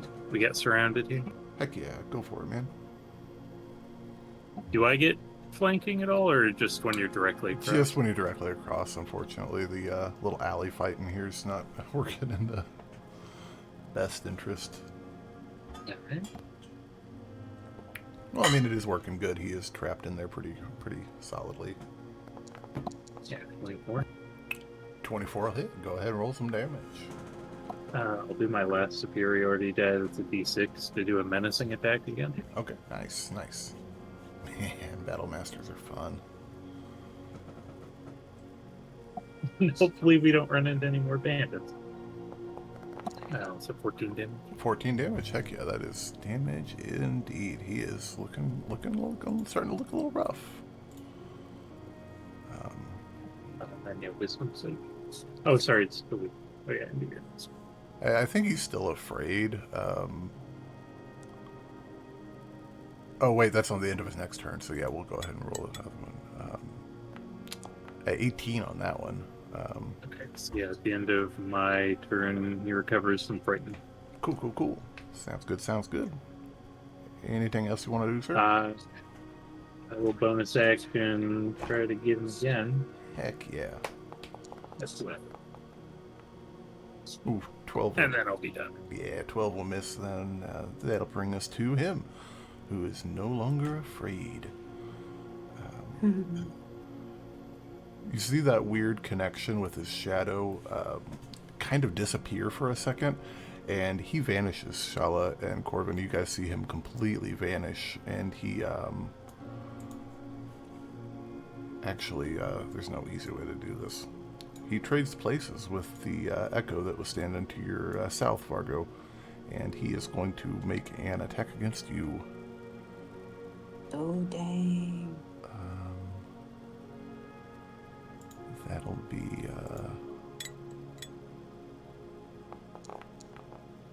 18 to hit. 28 to hit, I'm sorry. Wow, yeah.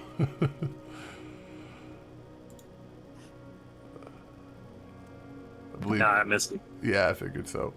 And he's gonna activate that one more time, and yeah, he's gonna do 29 points of damage to you, Vargo, as that blade glows red as he jams it into your chest. And then he's gonna whip the other one right at you, Shalla. That will be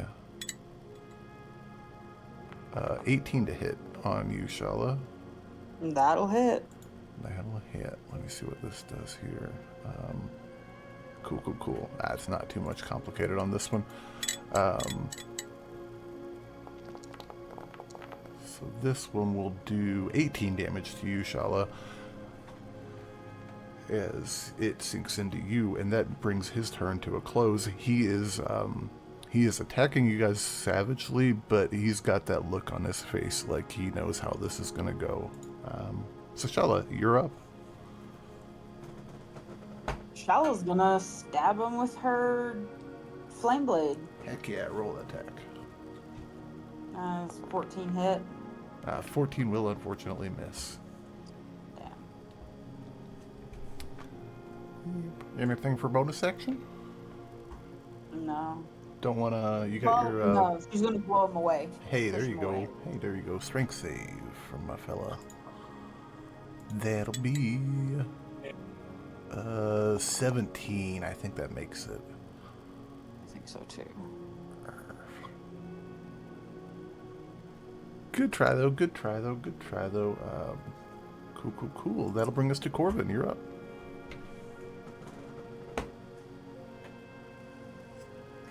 Awesome. All right. Can you hear me? Yeah, I got you. All right. Perfect. Corvin's going to stash that blade and go, I ain't running away from me, motherfucker.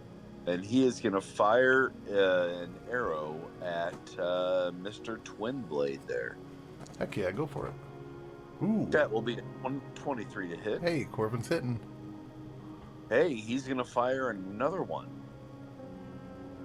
Heck yeah. Right at him. Ooh. That'll be 8 to hit. Heck yeah, roll a couple damages for me. All right. Good stuff.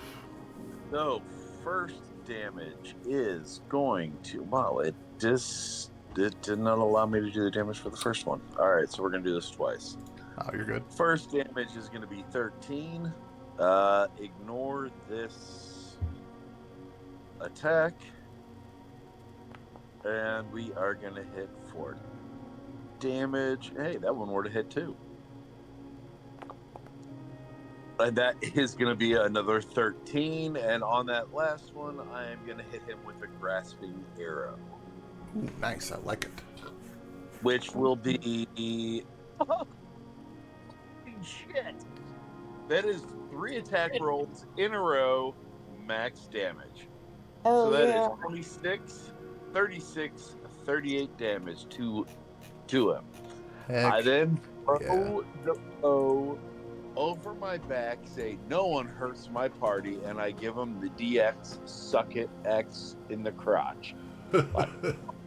He is barely keeping it together as these vines dig into his skin. He is trying his hardest, but he is barely keeping it together.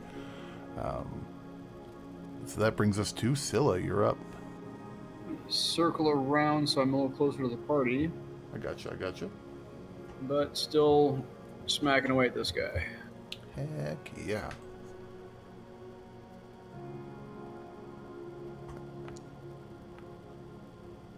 Ooh, 16? 16 hits. Heck yeah. Right. These guys have name tags that say, hello, my name is Thug. Right. 7 damage and 7 damage takes him to his knees. He is down. Sweet. And I'm going to run up, move a little closer to this guy, get flanking with Vargo. Oh, heck yeah. And I'm going to burn... Is it War Priest? Yes, War Priest. I love it. Heck yeah. For another attack. So awesome.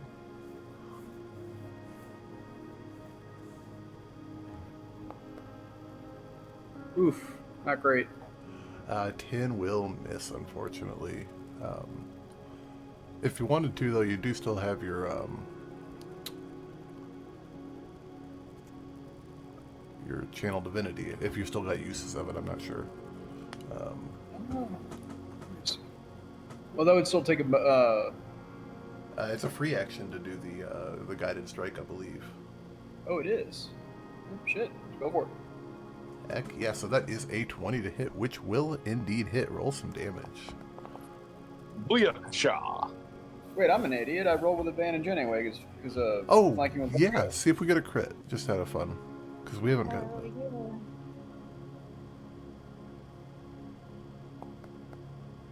Oof, No, it was a lot better, though. Almost. So yeah, if you wanted to save that use of it, though, you're totally cool too. How do you want to do this, Scylla? Yeah, as I run up, I just chunk it right into his back, right into his right side, under the rib cage, up into the liver.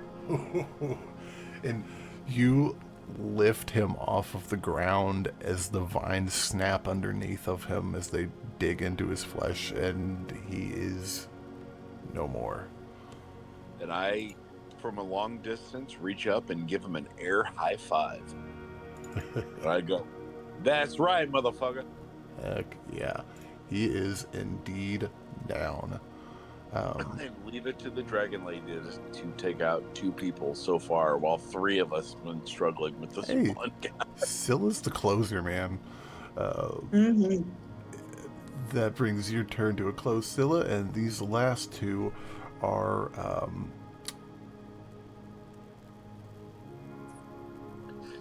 this first one is going to take a... he's going to hold his crossbow up, and he's, like, shaking.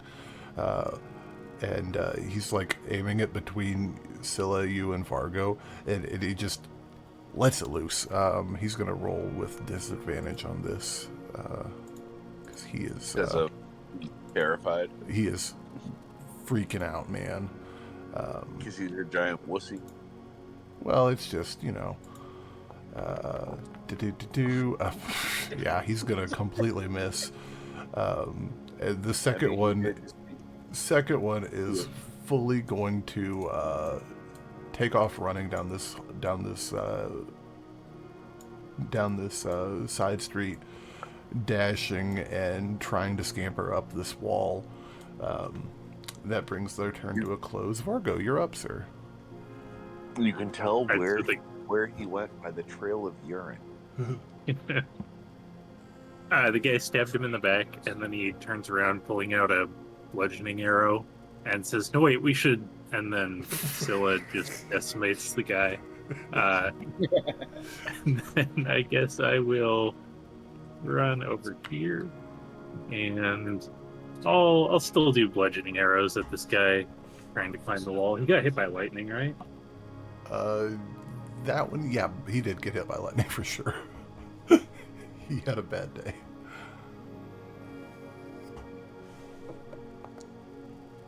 Ooh, and that one. Oof. Well, thankfully, there's nobody to shoot at over that way. So We call that the Corvin special. well, Yeah. well, kind of. But yeah, that one will miss. Thuds into the wall right next to him, which actually just freaks him out even worse. All right, can I do my bonus action? You 100% can. 20. Yeah, that does. That hits. 10 bludgeoning. You know what's funny though is that natural one was 1 point away from actually hitting. Oh man. 20 to, and you said that was It's a you said that was a bludgeoning arrow. Yeah. Yeah, he goes unconscious at the foot of Or the a wall. bludgeoning bolt, I guess. Yeah, he goes unconscious at the foot of the wall. That's it for me. Cool. Shalla, you're up. One left. Okay. Got your flame blade in your hand, and you are That bleeding one from a a couple few. spots. Just that one a few ahead of me. Yeah, just that one left. This dude's echo went away. Get rid of that. Shell's gonna do a shocking grasp. Heck yeah. You have to move up for it first, but you know, you got that. Oh. You're all floaty. Oh yeah, that's right. Hey, but a 13 will hit, so you can roll damage. Oh wow. Yeah. 13 will definitely hit. Heck yeah.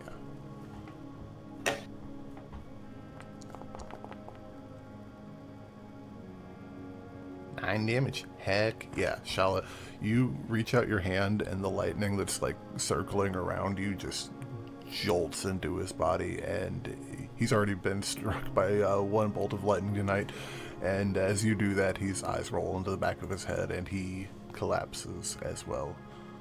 Damn. Heck. He later then moves into the movie The Great Outdoors and becomes the guy warning of the Great Bald Bear. Yep. And then one last thing that will bring us to an end of combat here. But one last thing to address here real quick. Vargo, I will say I will give you a perception check for free in this moment. Is guidanceable, or is it Not guidance. like reactive? Yeah, it's real quick reaction. Yeah, that's terrible.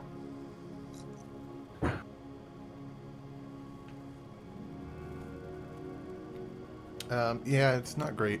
But it is good enough to hear the whistle and the thunk as an arrow lodges itself into the head of the one that you just knocked unconscious on the ground.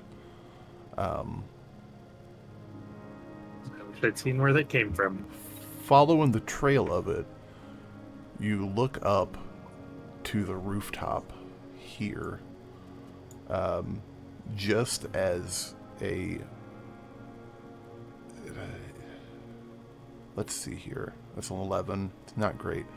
An elven man wearing dark but noble clothing vanishes into a puff of smoke.